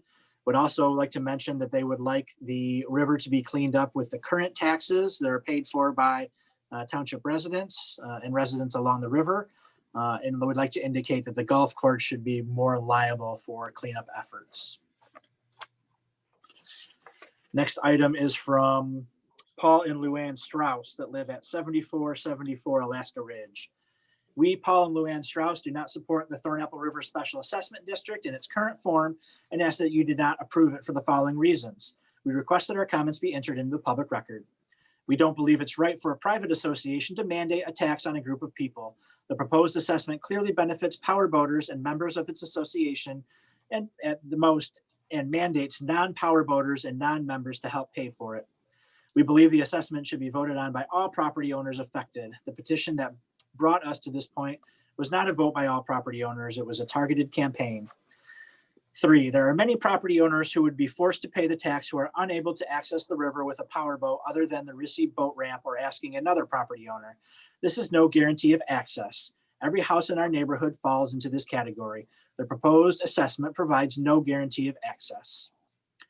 4, since the vast majority of those that support passing the assessment are members of the Cascade Thornapple River Association, why not just raise the dues to help pay for the river issues and have the township pay the rest with dam revenue and the extra tax revenue already being generated by the property owners affected? Virtually all property owners affected already pay more property tax than equivalent Cascade properties not on the river. 5, the proposed river projects are too vague and open-ended. There should be a more detailed plan that clearly describes how the roughly $1.3 million would be spent. It should be easily accessible to all property owners affected. 6, while we believe the Cascade Thornapple River Association followed the required protocol for informing all property owners affected, there's still a percentage who are not aware of it. Very few people get the Grand Rapids press these days. Many are out of town for the winter. Some don't have access to reliable internet and cannot attend to the Zoom meetings. I will note that Mr. Strauss also followed up with a question that states, I have 2 questions for the CTRA regarding how resident support was gathered for the petition. When collecting signatures, was there only 1 signature per household allowed to get to the 51%? And were those names and addresses verified by the township? Next item is from Dawn Swider, who lives at 7335 Kilmer Southeast. I, Dawn Swider, do not support the Thornapple River Special Assessment District and ask that you do not approve resolution number 4 and formally establish the district. I request that my comments be entered into the public record. My comments are as follows. The SAD petition was circulated, signed, and received by majority approval reflects proposed items that are not financially or regulatory feasible, and therefore were misleading to those that signed. For example, as noted below in the SAD petition language, clean out and dredge of the railroad bridge channel. It is reasonable to expect this cannot be completed, even given the total 50-year funding of approximately $1.3 million were to be allotted to the one task. Then goes on to review the special assessment district language. Number 2, the lots with deeded access, also called keyhole lots, have not been resolved, though noted during public comment period. Numerous keyhole lots have watercraft docked or utilizing the river. There should be some resolution to the fair and equitable assessment of those lots. It is noted in the attached memo from the CTRA dated October 5, 2020, that the CTRA chose not to include keyhole lots to ensure majority petition support among the lot owners that would be most directly benefit from the proposed assessment. It is not an entirely true statement that the river parcels would most directly benefit from the proposed assessment, as I believe the boats docked in the Maracaibo Shores Marina would greatly benefit as at no cost to them. 3, many of the supporters that spoke on the previous public meeting mentioned sediment removal, dredging, cattail removal, etc. It is important to be clear about what can be accomplished with the assessment funding, and I do not think that has been achieved. Wetlands are protected. The special assessment district petition that received majority approval is not consistent with the special assessment language as written. I promise we're getting close to the end. Just a couple more here. The next item is from Peg McCune. I, Peg McCune of 7231 Kilmer Drive Southeast, originally signed the petition in support of the Thornapple River Special Assessment District number 1. However, there are certain issues that continue to concern me. Therefore, I feel the need to state I do not support resolution number 4. I request that my comments be entered into the public record. My concerns are, 1, the committee makes the decision on how the money is used. I live on Kilmer, and I'm tired of seeing my tax dollars being spent in the villages of Cascade and Ada and nothing for our end of the river. 2, the special assessment could increase over time. Is there a cap? 3, what are the health risks of the types of chemicals or biological agents you intend to use for the eradication of weeds? What effect will these chemicals have on the fish population? 4, there are several neighborhood associations which have multiple docks together and have access to the river but do not live on the river. Will these boat owners be required to pay their share of the assessments? After all, they are part of the problem. 5, how will the silt and sediment control be managed? What equipment is used? When and where will this occur? 6, the increased size of the boats on the river, most notably the wake or surf boats, are dangerous, ruining our waterfronts and causing additional stress on our river. What are you intending to do about this nuisance? Next item is from Mike and Debbie Weingand at 7243 Kilmer Drive Southeast. We, Mike and Debbie Weingand, do not support the Thornapple River Special Assessment District and ask that you do not approve resolution number 4 as written and formally establish the SAD. We request that our comments be entered into the public record. Our comments are as follows. If the SAD is approved, the committee now becomes the sole decision makers on how the funds from the SAD are used and the part of the river on which they are spent. 2, the SAD seems to indicate, if we are reading it correctly, that the estimated amount of the assessment could possibly be raised over time, and the residents might be assessed more in years to come, leaving this open-ended for increased taxes. 3, eradication of aquatic plants and weeds is a temporary fix to the natural existence of river life and is time limited. Fertilizers being put into the river only perpetuates the problem. This may help for the short run, but could be a never-ending battle against nature. 4, there are several neighborhood associations which have multiple boats docked and or have access to the river, but the boat owners do not live on the river. There are also private property owners who loan out or rent river access to others who do not live on the river, i.e. friends or neighbors. Shouldn't these users also be responsible for the costs of the improvements? 5, if the river is dredged, is there testing of the water to be done before and after with regards to PFAS and other contaminants? 6, there appears to be ongoing stress to the river and the shoreline caused by the increase in boat size and horsepower. These larger and more powerful boats are likely the ones hitting stumps, bottoming out, getting caught in the weeds, unable to navigate under the railroad bridge, and causing the most erosion damage to the shoreline. Maybe some of the improvements to the river should be funded by fees based on the size and horsepower of the boats using it. 7, we all love the river and want to see it well cared for, but need to consider at what cost. Next item is from Ann and Steve Tarr at 7319 Kilmer Drive Southeast. We do not support the Thornapple River Assessment District. It asks that you do not approve resolution number 9, I'm assuming they meant number 4, as written. We request our comments be entered into public record. 1, we remain concerned about the large amounts of pollutants that are being poured into this river each year from the airport, golf course, and private homes. We believe adding more chemicals is very risky and a safety concern for this waterway, which would likely only be a short-term fix. 2, the issues of the keyhole lots that are deeded and now have access to the river via docking at the Maracaibo Marina and others should have some investment in the sustainability of the river. What once started as a docking station for 2 to 4 boats has grown to 8 to 10 boats with no end in sight. This is not even addressing the increase in size of the boats over the years, the damage they cause with the increase in erosion, loosening of trees, etc. 3, the dredging remains a concern for us. It does not seem clear how this dredging impacts the protected wetlands or what effect it will have when it disrupts the chemicals that are already embedded in the river floor. 4, we did sign the original petition, but do not feel this assessment accurately represents the content of that petition as it was presented. Next item is from Robert Bayan, 3148 Thornapple River Drive Southeast. Please note that I am objecting to and protesting the Thornapple River Special Assessment District number 1. With a concern over water quality issues related to de-icing and PFAS contamination from the GRFIA, I find it unsettling that the weed treatment proposed is by chemically treating the river. And the next item comes from Keely Shea at 7486 Alaska Ridge. Again, it's quite lengthy. It's about 7 pages. So I'm going to read about the first page just to get the gist of it. I know that all the board members received this as well. I, Keely Shea, do not have enough information yet to make a well-informed decision as to whether or not I support the Thornapple SAD as it is currently written. I request that my comments be entered into the public record. And though I am a property owner in the proposed Thornapple SAD, As a concerned citizen and in the interest of helping those that might not be aware of the numerous and peer-reviewed studies that have shown the harmful and even life-threatening effects of toxic chemicals being proposed for the Laraway Lake SAD, I ask that those residents be properly informed about the severe effects of many of the chemicals you are seeking to place in their water, in the same way that the medical industry is supposed to inform our customers about the known harmful effects of its products, i.e. vaccines and pharmaceutical drugs.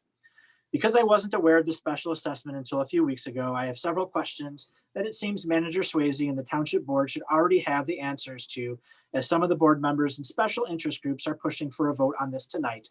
In fact, looking at the packet of information, someone has already prepared the documents stating that it has passed.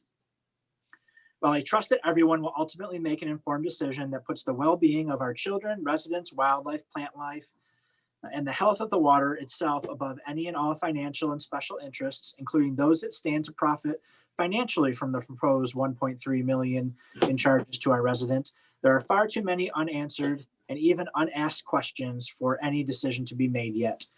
In order to make an informed decision, one must be informed. It is more than likely that many of the residents, even some that signed the petition, like myself, are not aware of the far-reaching and oft harmful consequences of all that is being proposed in the SAD, interesting acronym, attempt. Instead of making any decision without the research and facts necessary to make a thoughtful decision, I propose the entire board and our residents be given specific and complete answers as to the precise plan for the expenditures of the proposed 1.3 million assessment before any decision is made to move forward with a vote.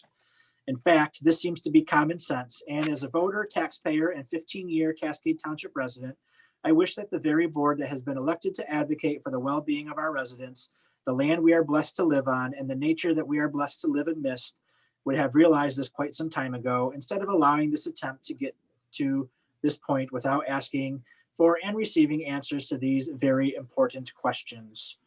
Again, it goes on to talk about the various issues regarding weed and weed control and removal. And again, this has been distributed to all of the board members. And Supervisor Lesperance, those are all of the comments that we have received in writing prior to this special assessment district that weren't read into the comments at the previous public hearing.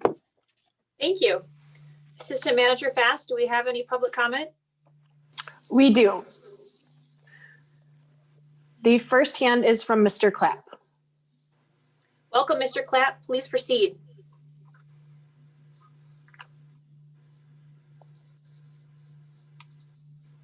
Can you hear me? We can. Okay, thank you. I'm glad I stayed, very much so. I have more questions than I have answers. What is the airport paying for this special assessment and or police property known as Thornapple Point, the golf course? Are they paying anything in this special assessment? Or are they paying $300? Could I have an answer, please? Mr. Swayze or Mr. Bloom? The airport property that is located on the river received the same special assessment as everybody else, $300 per parcel. Wow. That's all I have to say is wow. Do we know how many tons of fertilizer and chemicals have come down the creeks and off Thornapple Point golf course that it's probably contaminated our water? And I heard the word glycol, and it absolutely scares me. I cannot believe this. I went and somebody told me that Agent Orange didn't hurt you. Well, 40 years later, I have immense medical problems. Sorry, it makes me emotional. Nobody knows the effects of these chemicals. I stood by those barrels. Nobody said, hey, this stuff is bad for you. Dow Chemical Company right here in Midland. Oh, there's no big deal about this stuff. Don't worry about it. Well, baloney. chemicals today are something different than chemicals in the future. This airport used de-icer, glycol to spray down the airplanes and then wash it off down Trout Creek and the creek behind my house that had the foam going into the Thornapple River. And they're going to pay $300. That's absolutely ludicrous. Okay, the other points that I'd like to make are, this is a very vague and open-ended proposal. I can't believe the comments that I've heard for some of these people. And I can't believe that you, as our representatives, are going to let a vague and open proposal go on for 14 or 15 years. I'm sorry. There are people here, the biggest problem that we have, and I don't have a boat on the river. The biggest problem are the boats going up and down the river, causing wakes and causing the erosion. And if more like Maracaibo Shores has 18 boats and I have none, and they walk up to their beautiful homes up the hill, that's wonderful, but that's not fair. There should be, the word is pay to play. There should be some pay to play going on here. If you want to play on the river, you should pay for the river. Does this ordinance or this a special assessment, is it absolutely legal under the state of Michigan laws? I've heard some questions about that. Could I have a comment to that from our lawyer sitting down in file number 3? Yes, sir. I can't hear you. You're muted. Can you hear me now? Yes, I can, sir. Thank you. Madam Supervisor, can I respond? Yes, please. Good evening, sir. There are fairly extensive procedures in Act 188 that we've incorporated into the documents. And I believe that all of the procedural requirements have been followed. So I think it's, quote, legal from a procedural standpoint. Whether or not it should be enacted, obviously, is a debatable point that the Township Board will have to decide. Okay, thank you. You're welcome. Okay, then the next thing is voter approval. Don't you think we should put this to the vote of all the homeowners? I'm thinking about this proposal that's ADR, this proposal that went around and you got people to sign a petition. I had never saw that petition and I have 2 parcels. Never saw it. Never. Okay. The other thing is, I'd like to ask, how many trustees have property on Thornapple River? Will they please raise their hand? I see what, 2? Is that John? Do you have one? 3? I was alarmed by what Mr. McDonald talked about was the increase in property values if we pour these chemicals on the weeds. Wow. I would suggest that we have a conflict of interest here. I would suggest that the 3 people that own property on Thornapple River recuse themselves for voting on anything to do with Thornapple River. That's a direct conflict of interest here. That's my humble opinion. I'm not a lawyer, but there's a definite conflict of interest with people that own property on Thornapple River, items that are happening on Thornapple River. I would say that's a conflict.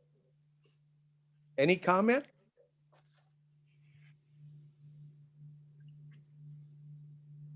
Wow. Are the trustee or the board members, are they in this special assessment district on the river? No, No. Okay. I have no conflict. So you have no, you said you have no property on the Thornapple River. Is that correct? Within the special assessment district. I'm sorry, Tom, I didn't understand you. I have no property within the special assessment district. I live below the dam. Okay. Grace, I'm assuming you are below the dam as well. Yep. And John, you're below the dam as well. Yes, sir, I am. Will Halfway to Ada. Will any of you 3 benefit because of cleaner water and stuff coming down from the dam on through Thornapple River? I don't know. You tell me. Yes, sir, Mr. Lawyer. Madam Supervisor, can I comment? You may. It's always important to find conflicts of interest and to deal with them, but with respect, any township board member has a right to vote on something of general applicability. You can vote on taxes being increased, even though your taxes will be increased, improvements to the road you live on, and so on. So there's really no direct undue benefit, even if you were within the district, because you would be paying on that also. So with respect, sir, I think, you have a lot of good arguments, but I respectfully disagree that there is a conflict, whether they're in the district or not. Okay, thank you. I appreciate your comment. And Mr. Clapp, I would be happy to talk with you, email or in person, anytime. Well, I mean, you guys are going to take a vote today. I would suggest you table this. There are more questions than there are answers out here. And specifically about all of these chemicals and stuff. I'd like to see a list of the chemicals that you're going in and compare it to what I think is viable. I mean, and I can go off on PFAS. I mean, I'm one of the people here on the special water thing, and I'm glad to see the township is really stepping up. I mentioned this prior to some of the people being, that was probably priority number one in the township. And I'm very happy to see that you're stepping up to the plate and doing something about it, because as far as I'm concerned, it is priority. Mr. Clapp, I do not want to cut you off. We have a bunch of residents who are anxious to raise their hands, and thank you. I quit. Thank you. Thank you. I quit. Madam Supervisor, may I make a comment? Sure. The list of chemicals is included in the packet, which is available on our website by the company Aquatic Doctors, if you'd like to look at it. Just as a point of clarification, that item was for Laraway Lake. There hasn't been any decision made on what would be used for the Thorn River yet. Oh, sorry, I stand corrected. My mistake. Assistant Manager Fast, other hands in the audience? Yes, the next raised hand is from Keely Shea. Welcome, Ms. Shea. Please proceed. Thank you. And I really want to thank Mr. Clapp for his honest and thoughtful response. And my letter was the last letter that was read that Ben did not read in its entirety and only read 2 minutes of, not even the whole first page. And interestingly, the rest of my letter addresses exactly what Mr. Clapp is speaking to. So I'd like to finish reading the letter that I submitted. You already read it. Where Ben left off. No, Ben stopped reading the letter. So he stopped after, in fact, this seems to be common sense. And as a voter, taxpayer, and a 15-year Cascade Township resident, I wish that the very board that has been elected to advocate for the well-being of our residents, the land we are blessed to live on, and the nature we are blessed to live amidst, would have realized this quite some time ago, instead of allowing this attempt to get to this point without asking for and receiving answers to these very important questions. My hope is that we all learn from this moving forward, as this should be the case with every decision our township board makes. Decisions should be well-informed and based on clear and concise ideas, residents' input, research, and processes for protecting the well-being of our residents and our nature, which in turn helps the world. I would be remiss at this point if I didn't share that I'm especially inspired by 3 of our board members, Supervisor Lesperance, Trustee Shipley, and Trustee Nordhook's willingness and desire to ascertain and listen to our residents' concerns and to truly consider our thoughts and ideas before making decisions. As a newly informed resident, this has been evident over the course of the past 3 months. As a resident, I've been blindly trusting my elected officials, in quotes, to make decisions that have had far greater consequences than I had been aware of. Though I assume responsibility as a resident who has been uninformed in the past, ignorance for an elected official or a township employee, i.e. the township manager, is not a valid excuse. We, the people, have entrusted and elected you to be informed and make well-informed decisions to protect the integrity of our community, the well-being of our residents, the nature we are surrounded by, and the land we inhabit. And we thank you for your service. Given that the lack of transparency surrounding this entire sad attempt and the fact that the answers to the following questions are not evident in the documents provided by Manager Swayze for tonight's meeting, I ask that you please answer the following questions before moving forward with this attempt and warrant, in quotes. Inherent in the questions below is the greater question: is Cascade Township willing to assume responsibility and liability for the many harmful effects that the various toxic chemicals scheduled to be placed in Laraway Lake and the Thornapple River have been scientifically proven to cause?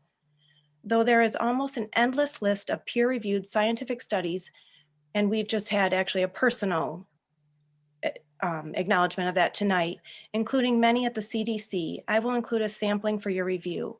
And hopefully the township or the committee seeking to assess our residents can hire a panel of experts who can research and answer these questions objectively and with only the well-being of our entire community in mind.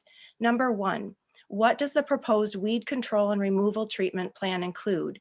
And what companies have provided quotes for this? Please disclose a complete chemical, herbicide list of the products you are seeking to place in the Thornapple River.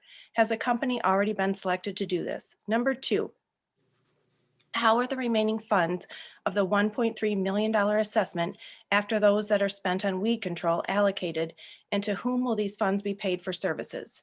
According to the Aquatic Doctors treatment plan for the Laraway Lake SAD, a plethora of chemicals and herbicides, including glyphosate herbicide, triclopyr, I'm not going to know all of these pronunciations, dequat, but those are all on the website, but they're only listed for Laraway Lake. And many other mixes and combinations that do not have a complete ingredient list are being prescribed, along with a disclaimer by Aquatic Doctors stating the accumulation of dying and decomposing plants and algae can deplete the dissolved oxygen supply in the water, which may result in fish mortality. Please note that such occurrences are minimal. However, the possibility does exist. Due to their level of sensitivity, goldfish, koi, and trout are more susceptible to a treatment than other fish species. My question is, what about the poisons themselves resulting in the fish mortality? And there are more resources, including with the CDC. Hopefully the township or the committee seeking to assess can hire a panel of experts who can research and answer these questions objectively. I think I already said that, sorry. And with only the well-being of our entire community in mind before moving forward with such sweeping and far-reaching 15-year plans. And then I do, and I think you'll probably put these in the notes. I've referenced many sources, including the $10.9 billion lawsuit that Bayer settled for glyphosate, which is being prescribed to be put in Laraway Lake. And I have a feeling it's probably being prescribed to be placed in the Thornapple River. So just in closing, I pray that the board members making these decisions and those who are charged with providing them all of the facts that will affect the health and well-being of not only our children and our residents, but the natural habitat that we love about our beautiful township, realize that they have a duty to advocate and protect the entire community and not individual and special interests. Additionally, I truly appreciate each of your desire to serve the entire township simply by running for your board seat or applying for your role at the township. And please know that more of us are waking up to our role and our responsibility to support you in taking great care of Cascade Township. Sincerely, Keely Shea. Thank you. Thank you.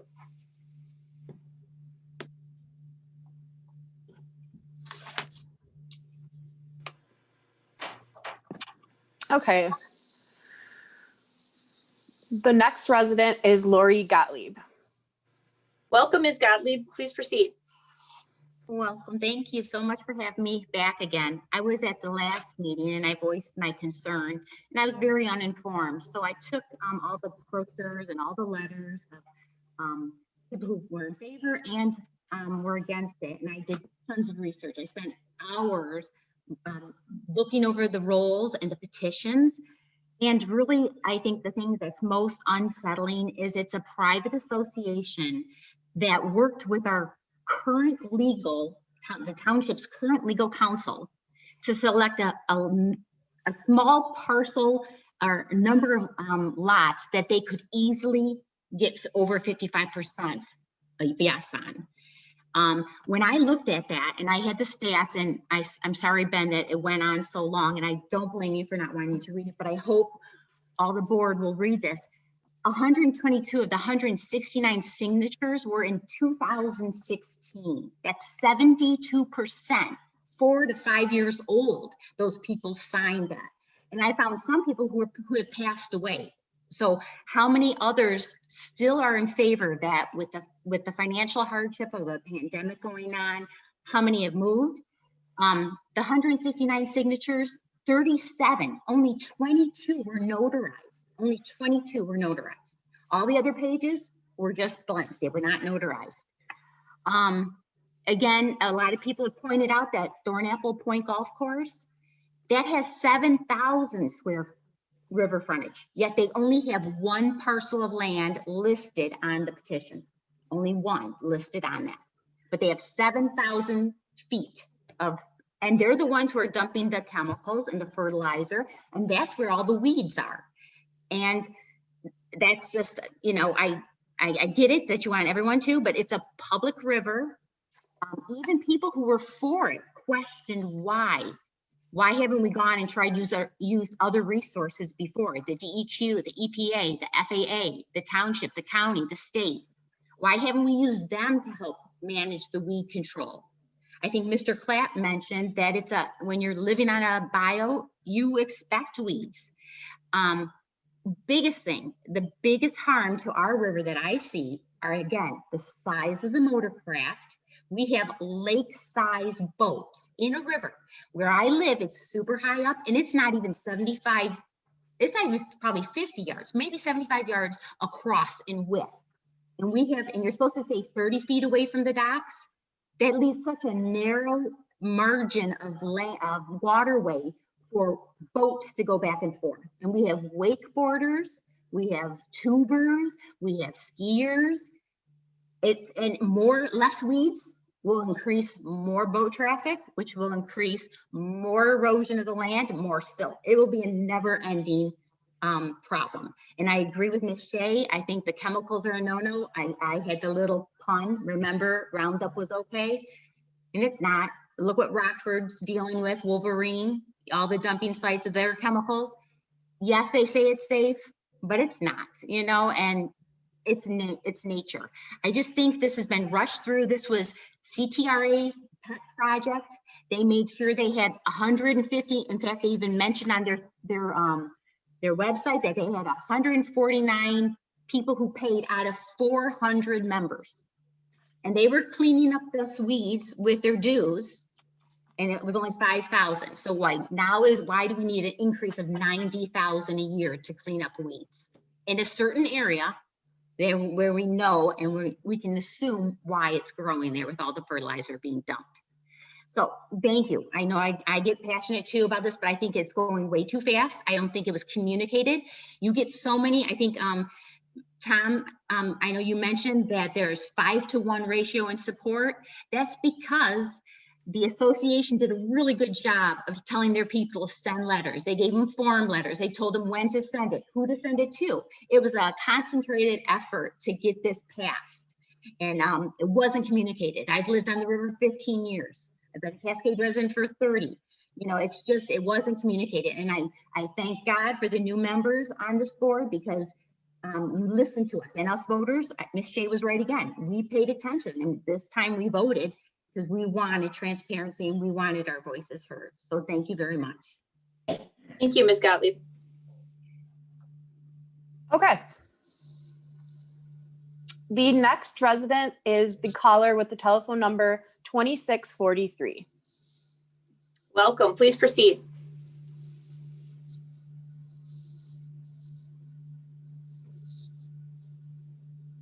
Can you hear me? We can, yes. Hi, this is Andrew Mayer, the owner of 2990 Thornapple River Drive, Southeast. I'm actually Ken Clapp's neighbor. I would note that both of our parcels are unimproved and very small. I entered a very lengthy objection back in the October hearing from the first hearing. I'm not going to repeat that here, but I would like to point out that I echo everybody's sentiments who have objected tonight. But I think one thing in particular I'd like to focus on is the fact that the distribution of this special assessment is far from fair and equitable. As Ken said, he has 25 feet of frontage on the river. That's the same frontage that I have. My parcel is 25 feet by 40 feet. It cannot be built on. It is unimproved. And I have a state equalized value of $3,600. So assessing me and Ken and those of us who have smaller parcels that are not able to be improved at $300 a year, the same way that somebody who has a $1 million state equalized value, which there are numerous parcels on the river which have that, in addition to, as they've noted, the golf course with massive frontage on the river, just seems absolutely ludicrous. So I echo the sentiments that this was rushed through, was not thought through well, and needs to be more thought out. So while I'm not completely opposed to the idea of a special assessment district, it does need to be fair and equitable to those parcels on the river and those who have access to the river. So I certainly would propose that all of the board members consider that in your votes tonight. I won't take anybody else's time. Thank you. Thank you, Mr. Mayor. Okay. The next resident is Jeff Carpenter. Welcome, Mr. Carpenter. Please proceed. Thank you. Can you hear me clearly? We can. Excellent. All right, I am timing myself. You can cut me off at 3 minutes, but I'm running my own timer. Jeff Carpenter, 5016 Sequoia in Cascade. I'm here representing the Cascade Thornapple River Association. I'm currently the secretary. And I just wanted to address a couple issues that have come up. I think it's important. Facts matter. And I want to make sure that people understand certain things that have transpired. So first of all, the sad petition that was distributed around that we did have 59% signature on, the language of that petition and the language of the SAD today have not changed. We have not changed what was there. What was written before is what's written now. We've had a lot of opportunities for communication with all the residents that live on the river. And I just wanted to highlight a couple of those quickly. We've had since 2016, since 2015, there were 6 meetings open to all lot owners. Those are live in-person meetings. One was a virtual meeting because of the pandemic. The township also presented at that meeting. We had 6 instances of direct mail to all addresses on record through United States Postal Service. We went to the lowest common denominator and sent 6 direct mailings about this issue. In that time, we've had over 12 email messages sent to all lot owners with email addresses on file, which is several hundred. We don't have every single person on the river, but we had 12 messages. Plus we have a Facebook page and a website. So we've really tried to communicate widely about this issue and be as transparent as possible. Indeed, the CTRA fully supports this. It is a volunteer organization, and we do support it, and we're advocates for the river, and we're proud of that. There was a quick mention of $5,000 spent on weeds. That's incorrect. The $5,000 we have spent with volunteer donations was to remove debris. That is trees and other dangerous objects. The company we contract with costs $5,000 per day. And we've done that multiple times. Weeds were not part of that. Public hearing wise, this SAD has been subject to double the number of required public hearings pursuant to Public Act 88 of 1950 or 188, 1954. We had 2 public hearings in the fall of 2020 where only 1 was required. We've had 2 in the spring of 2021. I'm calling this spring. So we've actually had 4 public hearings. This is the 4th. Only 2 are required by statute. In those public hearings, including tonight, had approximately 8-to-1 support, positive to negative comments. And I think what the CTRA would like in the last 30 seconds I have here, respecting my 3 minutes, is that we would like an up or down vote. This board the board as writ large has approved moving forward the special assessment district 3 separate times with unanimous votes. We would like a vote up or down this evening. We do not want this issue tabled. We would like a vote, and we will accept the outcome of that vote. We will not go away. We will continue advocating and move forward and work together in collaboration with the township and anybody else that will listen. So we ask for a vote on resolution 4. And with that, I have 2 seconds left and I return my 1 second. Thank you. Thank you, Mr. Carpenter. Okay. The next resident is Ned Quinn. Welcome, Mr. Quinn. Please proceed. Good evening. Can everybody hear me fine? We can. Okay. Thank you very much for allowing me 3 minutes. I did send a letter earlier. I think everybody at the board received my letter indicating that I was president from 2005 to 2009. Moved to the river in 2004. This issue being discussed with regards to the SAD was addressed at that point, looking with the Kent County Drain Commission and approaching this as everybody on the watershed that their property fed to into the river we looked at a special assessment district being created at that point in time, based on how many off-water properties, some of which were a mile away from the river, that gained no grounds. But the issue at hand is, yes, I've heard some of the complaints with regards to concerns over chemicals, concerns over some of the large boats. But the issues are more along the lines of safety and preserving invasive species. When I was president, zebra mussels were introduced into the river. They've basically propagated. We watched them, hard to believe, make it upriver by attaching to boats and things like that. Well, now we're seeing other plants that are doing some of the same things, and some of the chemicals that they're using downstream and upstream are the chemicals that are, from what I understand, being discussed with the DEQ in the process. So, I'm hearing that this was pushed through, and I guess I'm saying that, having been a resident and a member of the board since 2005, I had a 4-year span there. I would hardly think that this topic isn't something that everybody has clearly discussed for many, many years. But, we've got stump issues that need to be addressed. We do have some erosion issues that need to be addressed. When trees fall because of the erosion, those need to be addressed. Everything takes money, and the beneficiaries of this are the people that own properties. I live on Whispering Ridge, where there are significant numbers of off water, but because there is an easement that was created when the development was developed, that everybody off water has access. So those individuals were also included in this, it's my understanding. But long story short, I'm a big supporter of it. I know you're getting a lot of comments against tonight. Unfortunately, there's an issue with the river that has to be addressed, and it comes down to you guys making a decision tonight. Thank you for your time. Thank you. Okay.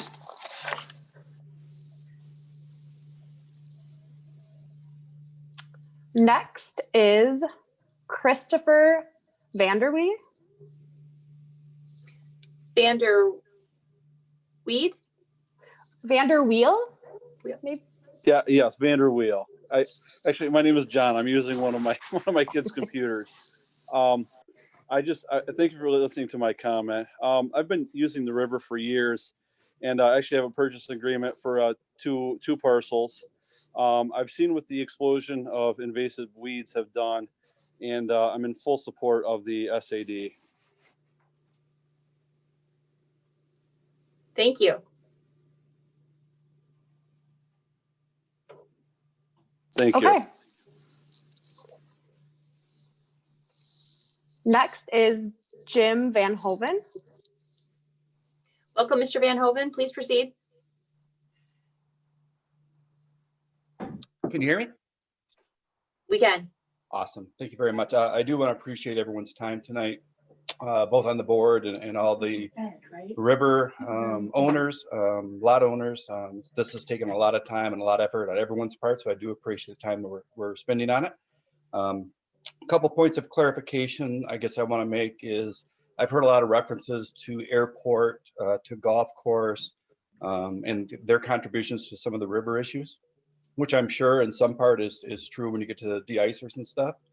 I live actually on Sequoia, which is upstream from that.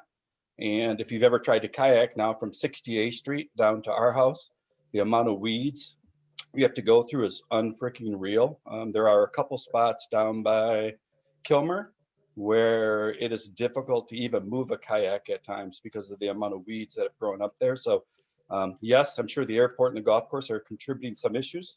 The weed issue we have and the debris issue we have is not tied to them 100%, because there is a whole bunch of it that's upstream from them. So that's one clarification. The thing that also kind of strikes me as odd is the rushing comments. We've started this back in 2015 and spent a lot of time gathering signatures, verified signatures.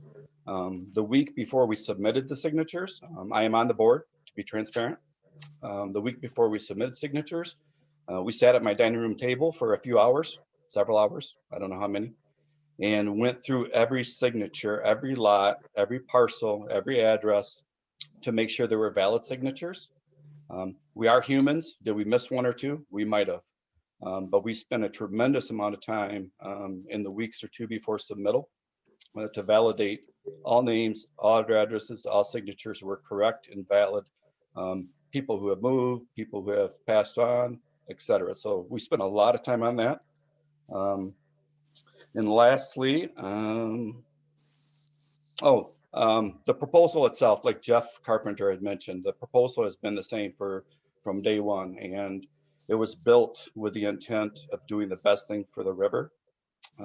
Time is not on our side when it comes to correcting some of these things. And if you look at other areas, I think that were called out in the PowerPoint at the beginning of this process, there are other rivers and other locations that eventually just closed down with weeds and debris and silt. I think we would all agree we don't want that to happen to our river. So some action is going to have to be taken. The chemical concern is a valid concern. The people in Ada are living with that day to day, year to year. The people upstream for us is doing the same. So I would assume the chemicals would be in the same family as those chemicals that have been proven to be safe and safe and whatever for the people living in those areas, including 3 of our board members. So with that, I guess I want to close and appreciate the time you gave me. Thank you. Thank you. Okay. Next is Craig Merlin. Welcome, Mr. Merlin. Please proceed. Yes, I'd like to raise something that really surprised me at the last meeting. And then I went back into the material from October.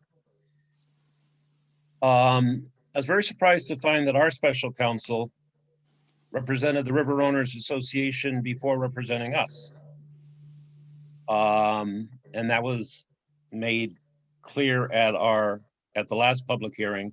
I also went back and found a letter from the CTRA to the Cascade Township Board of Trustees from October of last year, where it does talk about CTRA legal counsel Cliff Bloom in 2015. And then toward the end of the paragraph on keyhole lots, it says, furthermore, our legal counsel indicated that we would likely need to include all the lots or simply not include any.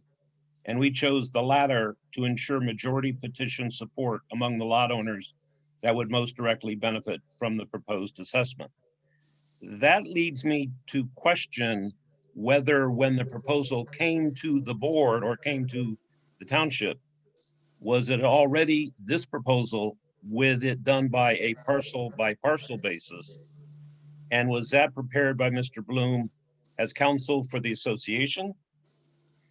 And did he present alternatives? And did the township board consider all the various alternatives at the time that Mr. Bloom slid over to become our special counsel?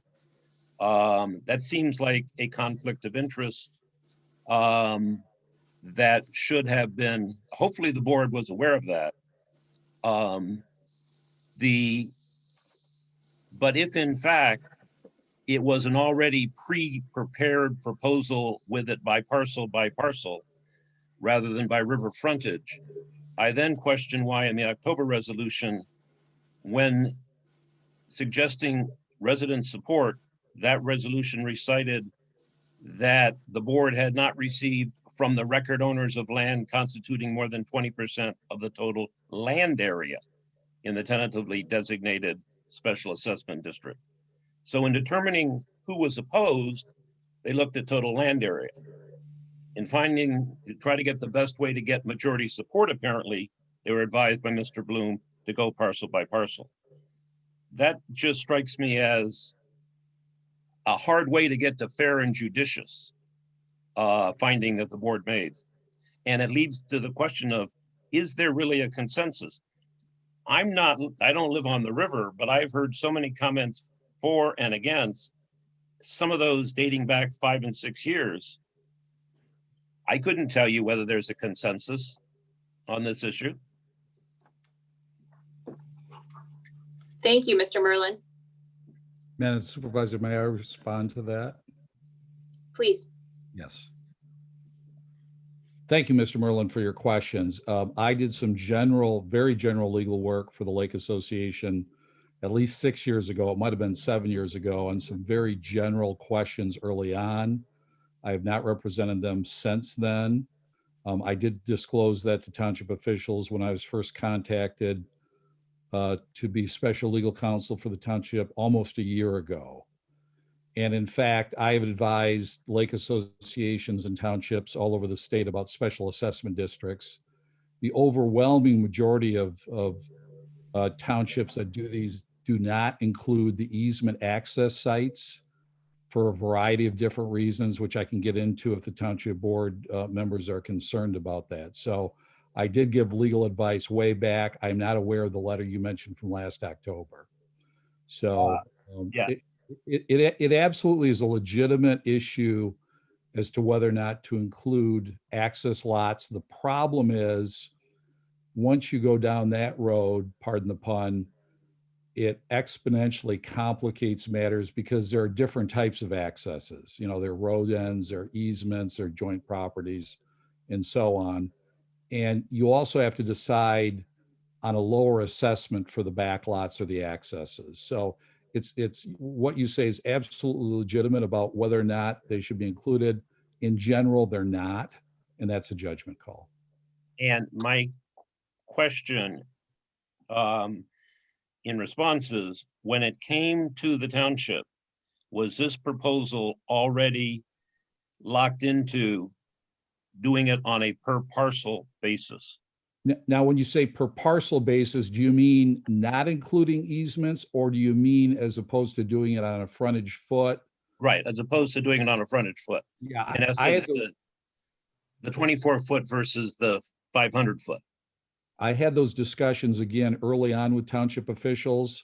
Again, the overwhelming majority of assessments like this on lakes, and they're predominantly lakes, there's some rivers also, are on a per taxable parcel basis for a lot of reasons. One, it is simpler, admittedly. You can do the assessment on a frontage foot basis, or you can do it on a lot size basis or a taxable value basis. Then you get into questions of benefit and fairness and so on. So again, as you point out, it is perfectly legal to do it in any of those ways. The overwhelming majority of the time it's done on a per taxable parcel basis like this. And I take it that if you were to independently come in, having never worked with the association at all, you would not consider even alternatives to a special assessment district, perhaps, that would benefit Yeah, if I can break that down into two ways, I can tell you almost always my recommendation to townships and in lake associations where I don't represent the township is to do on a per taxable parcel basis and not to include the easements. I give them the options. You've raised a good point, others have, that is it fair not to charge some of the other users of the river, particularly the boaters and so on, and the impacts? And I'll tell you, no one has done as much work for municipalities statewide as I have on wake boats and wave boats. That, you know, it's a real problem, and we'll probably need state legislation to deal with that. But you know, the old saying, we can only swing at the ball that's pitched to us, and the problem is there's no legal mechanism I'm aware of where the township can tax the boaters, can tax or get fees from some of these other users, or at least not major sources of income. So the reason that these special assessment districts are done so often around the state is they're not only authorized by law, but sometimes they're the only way of funding these projects. And the state doesn't really keep numbers. You can kind of tell by the Eagle permits for chemicals, but right now they're likely at least 100, maybe several hundred of these districts around the state.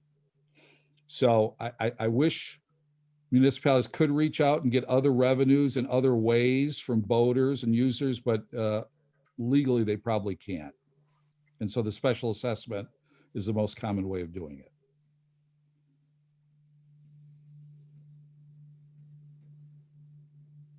Thank you, Mr. Bloom.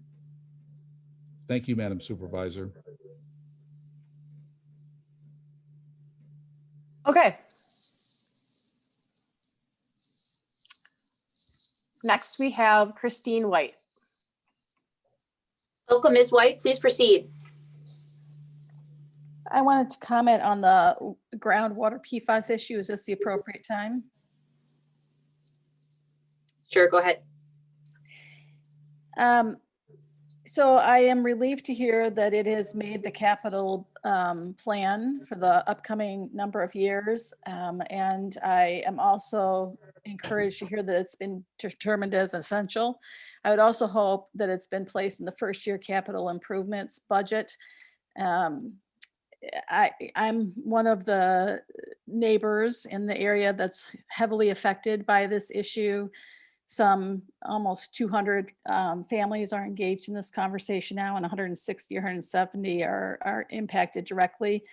And I also appreciate the position that you're in of making tough capital decisions. I've had that role in my life for many, many years, and I know it's tough, but I cannot help but argue or imagine what is of higher priority than ensuring clean and safe drinking water for the residents of our community. I recently personally went through a very unpleasant $30,000 experiment trying to find uncontaminated water. Excuse me, does this apply to the Thornapple matter? It does not. Madam Supervisor, can we please move on to the comments on the Thornapple River? Sorry. We can. Ms. White had just stated that she has to go somewhere later, so I thought she can either comment now or later, but if the board has a problem with it, certainly we can move on. Well, we need to keep moving. Ms. Slater, are you saying you want me to cease my comments now? Is that what you're suggesting? In 3 minutes, please. I think you don't seem very receptive, so I think I'll hold my comments for later. Thank you, Ms. White. Okay. Next, we have Scott Rissy. Welcome, Mr. Rizzi. Please proceed. Good evening. I just wanted to mention that the river is currently treated upstream from us and downstream from this area and has been for over a decade. And no negative effects have been reported on either section of the waterway. And of course, they're only treated by professionals. This isn't volunteers doing the work, and they use products that are all licensed by the state. I would also say that This is interesting to me watching this tonight because in the late 90s, when I got involved with the River Association early on, one of my first initiatives was to limit the size of boats. And I made an attempt to limit the length of boats at 21 feet because at the time, excluding pontoon boats, I tried to limit them to 21 feet because at the time, there were no speedboats on the river over 20 feet long. And I could not get any support from, or I shouldn't say any, I got very, very little support from the residents on the river to try and succeed in doing that. Fast forward just 10 years or so later, and the special assessment district gained momentum at an extremely fast rate. So it was pretty clear that this issue at that time got a lot more support than the prior issue that I'm hearing a little bit of chatter about tonight. I just thought I'd highlight that. Thank you.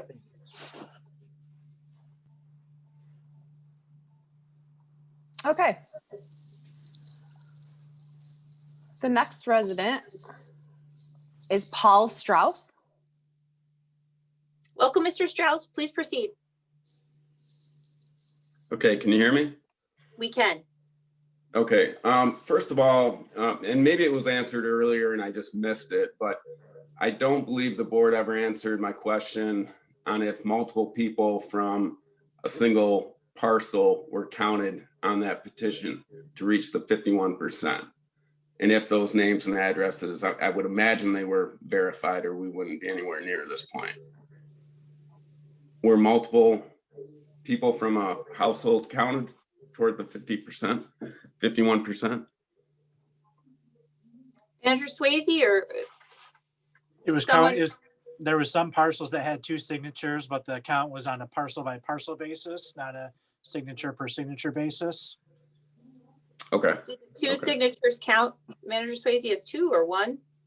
2 signatures on one parcel would count as 1. Madam Supervisor, can I respond to that? Please. Ben, correct me if I'm wrong about this, but the township had the ability to require 51% or more petitions or to do it on its own initiative. And I believe the township did it on its own initiative. The petitions were used as a sense of community and so on. But I don't believe, Ben, we didn't use the formal trigger of 51%, did we? Correct. We did not use a formal trigger. We used the petitions to determine if there was enough interest from the public to move forward, knowing that if the special assessment district ultimately wasn't approved, that we would be on the hook for some of those costs. And that's how we've done our special assessment districts in the past. That's my understanding. Okay. And then I had just a couple more quick things. I believe Tom McDonald stated that everyone has access to the river that's being assessed. Well, that might be true, but not with a power boat. And this is clearly geared towards power boaters. It just is. I mean, it really can't be denied. I know Scott mentioned about people having access with canoes and stuff, but I live pretty far south on the river, near where, I don't remember his name, but where he talked about near 68th Street and the weeds and stuff. I've never had an issue with my power boats, but I have to pay Scott to get onto the river, which is fine. I don't mind doing that. In fact, I pay towards the Thorn River Association $150 every year, and I'm happy to do it. I know they do a lot of great things and I appreciate it. But what I don't understand is how we went from basically the River Association generating roughly $7,100 a year. That's 142 members last year, according to the letter, at $50 a piece. So really it's more than that because some people like myself pay $150. And we go from $7,100 getting by on that to now we need $90,000 a year. I mean, that's a gigantic jump. And then the other thing is, I believe Scott said that he actually got 59% of the 303 on that petition, which means, if my math is right, 178 parcels signed in favor of the special assessment district. So that's 36 property owners that weren't willing to contribute even $50 a year towards these causes, but now they're suddenly in favor of a $300 a year forced tax. I don't understand that. It doesn't make any sense. So yeah, I think that's all I got. Thank you, Mr. Strauss. Thank you.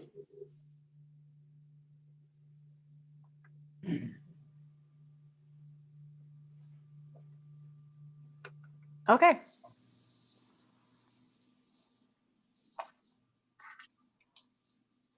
Next, we have Hazel Rizzi. Welcome, Ms. Rizzi. Please proceed. Hi there.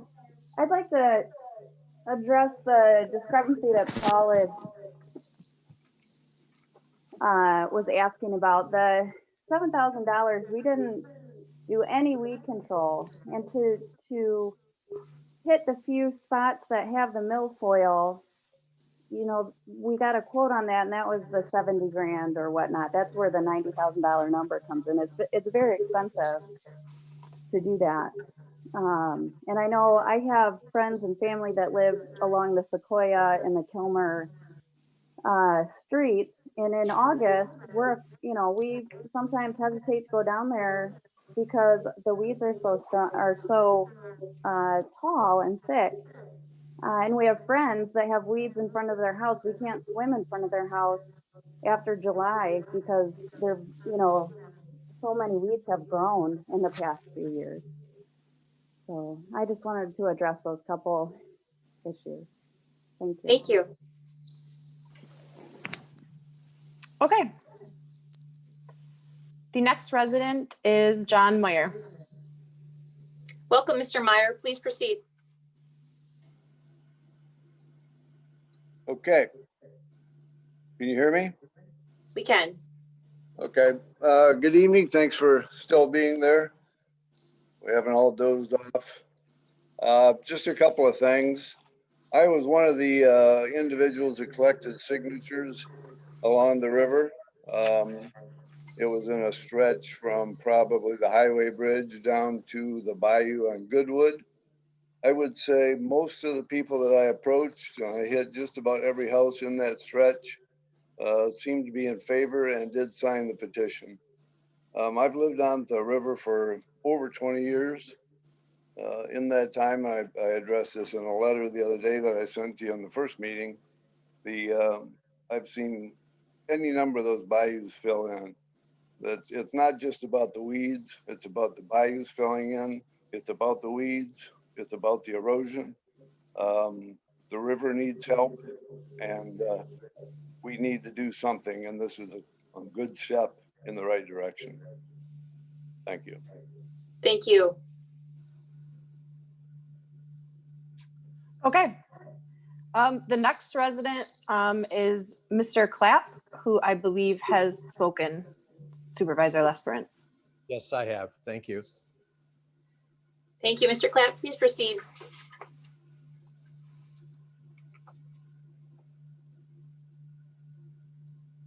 Hear me? We can, yes. One quick question for the lawyer, and maybe when these chemicals go in the river and something happens 10, 12, 14, 15 years down the line, who's liable for it? The township liable for it? Is the chemical companies liable for it, or is everybody liable for it?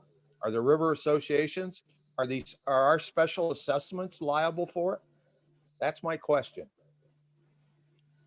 Thank you, Mr. Clapp. Mr. Bloom? Thank you, Madam Supervisor.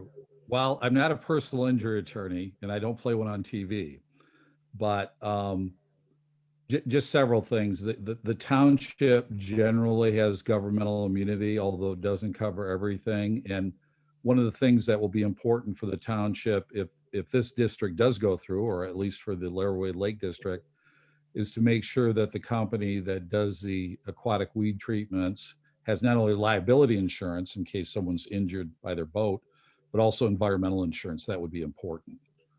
Also, now the Department of Eagle has to approve all the permits and the chemicals. And as you pointed out earlier, that's no guarantee. So, there could be some liability potential in the future, but at this point in time, it's really hard to say who and what and when. For example, the monies that we paid for these chemicals, are we as homeowners liable to someone down the road for the chemicals that are being used because we asked them to do these chemicals? That's Well, really highly unlikely, just as the taxes you pay to the federal government of the state of Michigan, if they do something that causes harm, the taxpayer generally is not liable. okay. Thank you. But you raise good issues. I mean, any chemical application is not without risk, notwithstanding. No, I just wondered as homeowners whether 300 homeowners had some kind of liability, and I don't. As taxpayers, it's highly unlikely. I'm a businessman, and I don't like lawyers and liability. Understood. Thank you. Thank you, Mr. Clapp.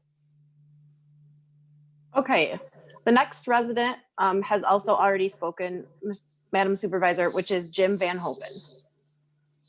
Welcome, Mr. Van Hoven. Yes, real briefly there on the chemical concern, and we mentioned it before that both upstream and downstream are using these chemicals or chemicals in the same family, which means we're already getting exposed to some of those chemicals.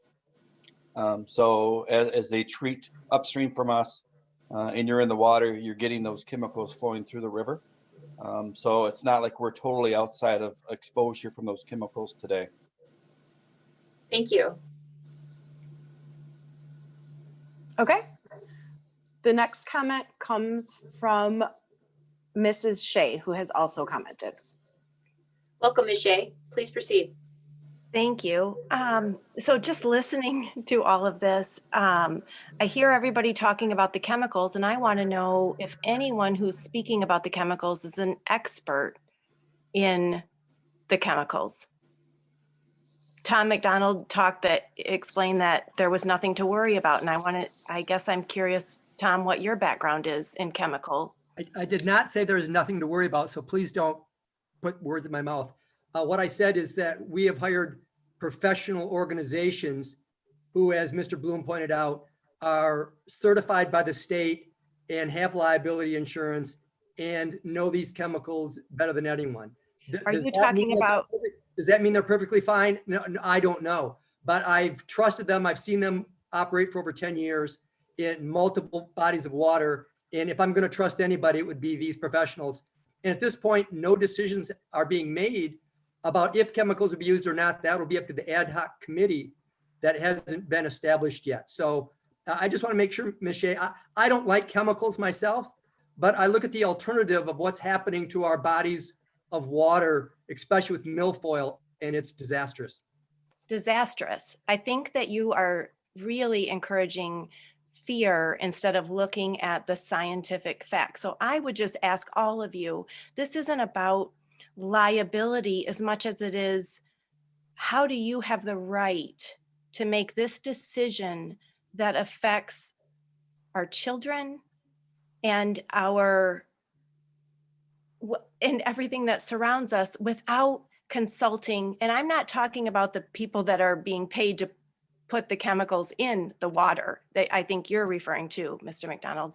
I'm talking about, let's consult some experts in the ramifications that we could be experiencing when these chemicals go in the water before we make any of these decisions. Because truly, listening to this for the last, 3 hours, it's deeply disturbing that you think you have the right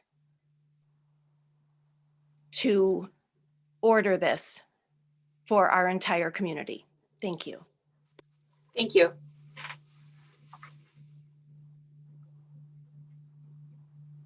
There are no more raised hands, Supervisor Lesperance. Thank you. There being no more further comment, is there a motion to close the public hearing? So moved. Support. Motion by Trustee Kessel, supported by, was that Trustee Shipley? Yes. All in favor? Aye. Aye. Opposed? Motion carried. Moving on to the second part, item 016, 2021B. Resolution of confirmation of the special assessment role, liens, payment, and collection of special assessment for the Thornapple River Special Assessment District Number 1. Any comments from the board? Yeah, Shipley's got a couple comments.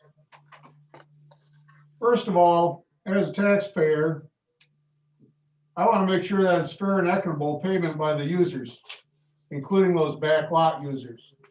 I don't see that this plan is offering that even closely. Secondly, I'm concerned about some concerns, I'm not a lawyer, about falsely acquired and old signatures. I don't know where that stands, but I'd be concerned about that as a representative of this township. And thirdly, in all my dealings, I've never been presented with, here's your plan, go with it, except for a general officer in the military. I've always asked, let's see a plan A, B, and C. And that includes in how we assess a taxation upon the residents of this township. It also includes a plan on how we're going to go forward with this ad hoc committee. So there's a lot of unanswered questions here that, quite frankly, I am not comfortable with. That's all I have to say.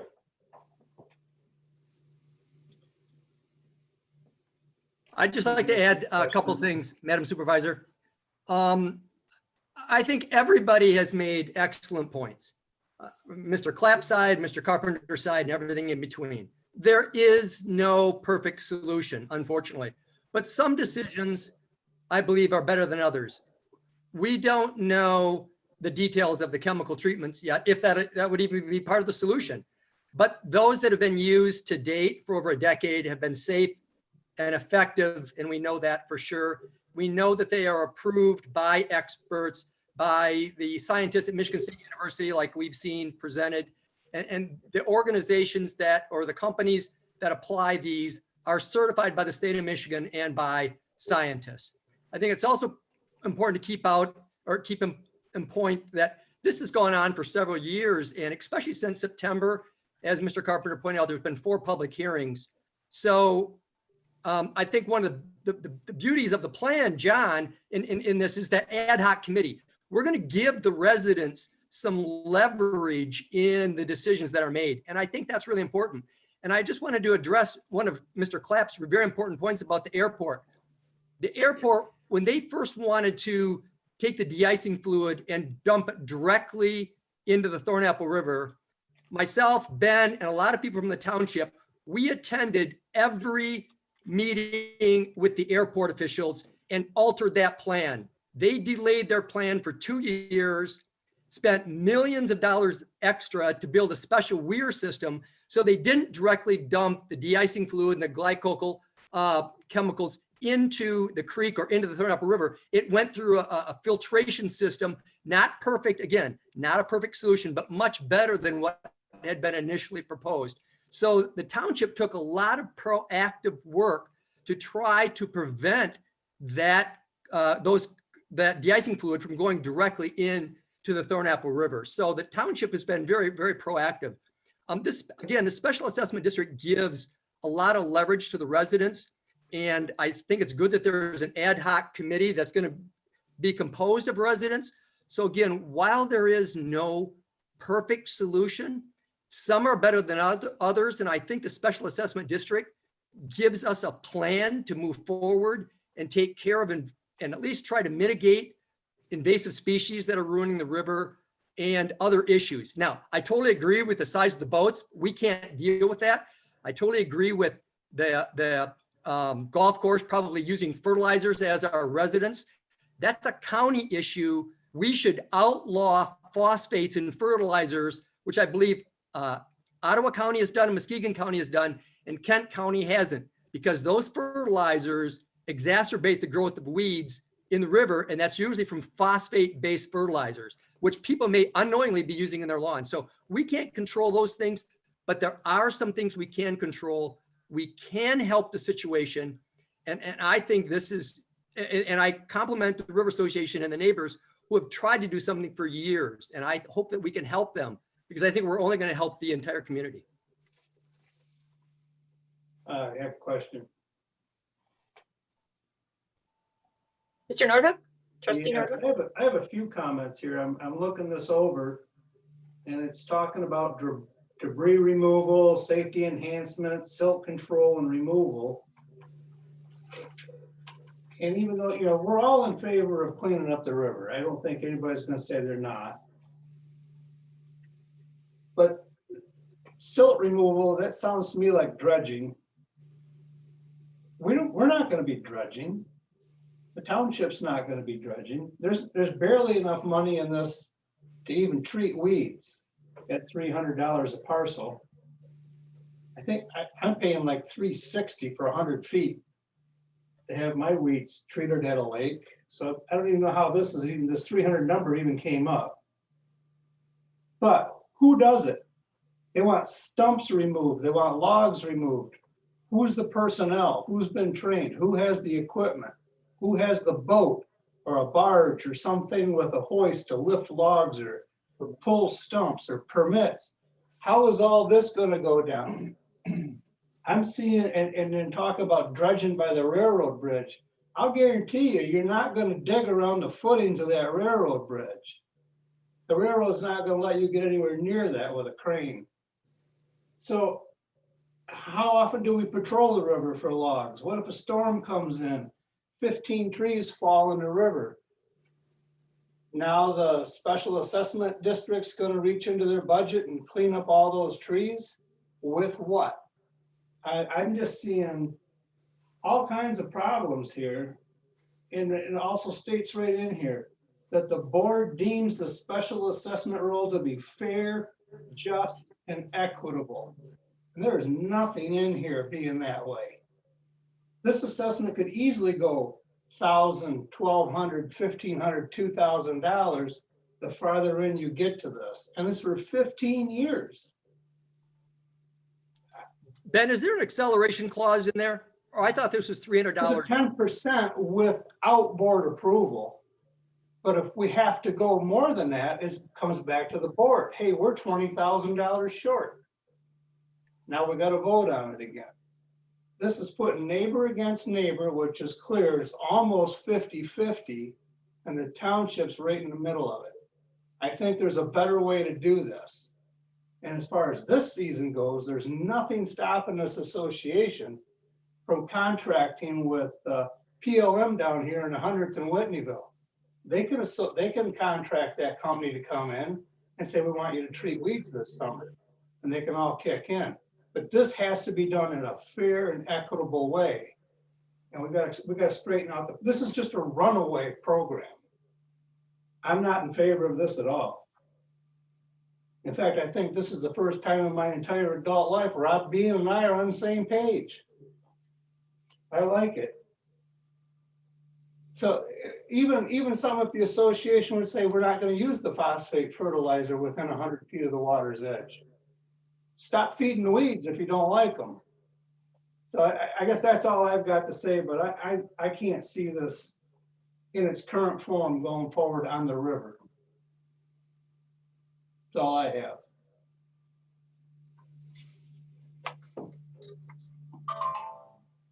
Cliff, does that in fact have that acceleration clause? I didn't see it. I didn't think it was going to go up anywhere near some of the dollars that they were talking tonight. So Jim, yeah, unfortunately, the statute's not a model of clarity. So what happens is the ad hoc committee is advisory only. They will make an annual recommendation to the township board of what should be done for the upcoming year, what contracts should be let, how much, etc. So it can't be increased one dime without the township board's approval. But the township board can only approve it on its own up to an increase of up to 10% per year. If the township board wants to go more than that, then they have to have the full-blown public hearing, notice in the newspaper and everyone in the district. Or So, we could hold it, right, with no increase? correct. It's up to the township board. Now, to address the trustee, it is fairly broad. And the problem is, again, the statute, if you don't list a use, when you enact it, you can't do it. So that's part of the reason on some of these for being broad. But Okay. it could increase, but it's going to be up to the township board on whether or not to increase it on a year-to-year basis. Mr. Bloom, what's the maximum it could increase every year without township involvement? Madam Supervisor, well, it's still township board 10%. But again, even to increase it 1%, it's the township board that's got to vote on it. The ad hoc committee can only make a recommendation. The kind of the break on the township board is if they want to increase it in a given year by more than 10%, they've got to go through the public hearing process in the newspaper, and everyone within the district would have a chance to comment before the board could raise it more than 10% for a given year. So the point is, it's likely it would never be raised unless the board made a decision. Yeah, it can't be raised even 1% without the township board approving it. Good. It's just if they don't increase it by more than 10% a given year, they don't need a formal public hearing. Got it. Thank you. You're welcome.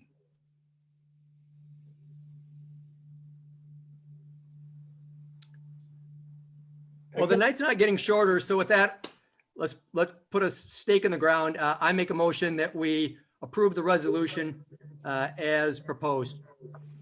Thank you. Support. And I just want to make one comment on this issue. I really appreciate the public comments and the board discussion. And I strongly agree with everyone that the Thornapple River is the defining natural feature here in Cascade. And the river's care and maintenance should be a priority. And I think the township should support all initiatives to keep it clean and pristine. That deserves the township's support. I'm not sure, however, that there's a broad consensus for this project that's been demonstrated.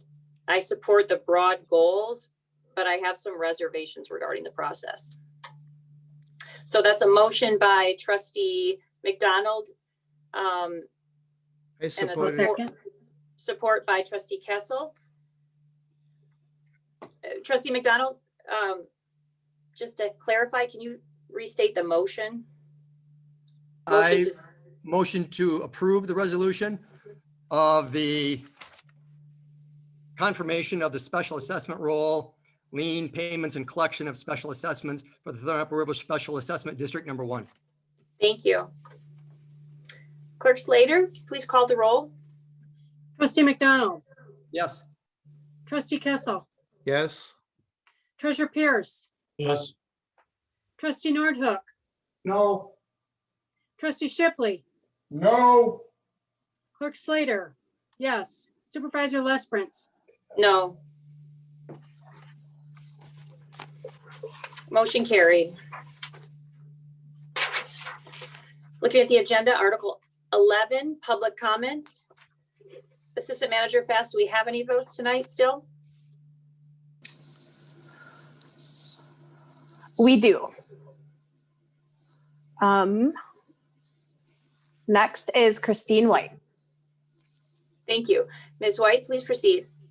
Yeah, I got part of my comments out earlier, so I'll just follow on now, but I'm just wondering what would be higher priority than this issue for our township? And I started to mention, I don't know if you heard this, but I did go through a pretty expensive experiment trying to find uncontaminated water sources. And it doesn't appear that there are any. We went 250 feet down to shale and found nothing. And so, we have 222, I think it is, affected people in my neighborhood that have been tested. Not everybody's been tested. And I know it's not the sexiest project that capital could be spent on, but I can tell you that it is about the safety and well-being of our residents. And so I'm just looking for, I appreciate the support of the grant proposal. I've had lengthy conversation with Eagle and the Kent County Health Department. And so I appreciate the support we're getting from people, but we need action. And so I'm looking for some real commitment for, again, we got 3 months to the grant, but what is in the way of us getting engineers moving now, some planning going now? Hope is not a plan. I'm really looking for some commitment to resolving this issue for these at-risk people. And my kids are grown, we've lived here for 30 years and my kids are grown, but there's children with unsafe sources of water and no options, with the only option being city water. So I'm looking for some comment to that, please. Thank you, Ms. White.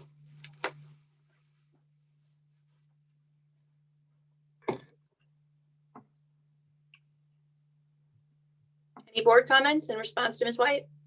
Yes, I'd like to make one. Miss White, thank you very much for that comment. Several years ago in my neighborhood, Thornapple Elementary School had a problem, not with PFAS, but with arsenic. And the township acted very quickly to get clean water to the school. And I can assure you that I think I'm speaking on behalf of all the other trustees, that this is going to be a #1 priority to get you clean drinking water, whether it's through the grant or whether we have to dip into some of our funds before we get the grant money. If you were on earlier, you had heard me, excuse me, heard me ask Ben if we could use grant funds after we got them to pay ourselves back what we advanced. So I think we'll take a look at this just as soon as we can. Rest assured that we definitely want to take care of you and all the other people who have contaminated wells. We consider that a top priority. I appreciate that. And I would say that we have a lot of people wanting to work in concert with you. And so if there's ways that we can add voice to your efforts, we are happy to do that. And we're looking to collaborate and not be, adversaries on this effort for our community. Thank you, Ms. White. Thank you. And there's also the airport. So this is a complicated issue and we are moving forward on it. We will work with you, but the elephant in the room is the airport, and that will not be ignored either. Yeah. Any other public comments? There are no further comments at this time, Supervisor Lesperant. Thank you. Article 12, manager comments. Manager Swayze, anything? Great, just one thing tonight. So I don't know if you guys have been following the emergency orders updates that have been coming out of the state of Michigan. The one that allowed residents to open or allowed restaurants to open back up to the public also contained language, the same language that is not allowing us to meet in person, to be carried through until the end of March. So if you guys got your email from the Michigan Township Association, they are continue to advise all townships that are not allowed to hold in-person meetings until the end of March. That's all I have. Thank you. Treasurer Pierce, did you have your hand up and we missed it? I'm sorry. Just had a question about the ownership of the Apple Point Golf Course. I understand the property is owned by the airport. It's leased by the airport or the golf course operator. We could have two different entities to go after if we had to. So the property, sorry. No, go ahead, please. And again, I want to double check on this to make sure, because some things changed when the airport changed from a department of the county to its own independent authority. But the way I understand the chain of custody for that property right now is that it's actually owned by Kent County, and as the use of it is transferred to the airport authority, and the airport authority leases it to the golf course. So there's actually 3 entities that have ownership property in that ownership interest in that property. Good. Thank you. Article 13, any board comments? Chipley's got one. As normal, I'd like to thank everybody that spent time here and gave us your comments. Whether you agreed with our decisions or not, we appreciate your input. That's all I have to say. Here, here.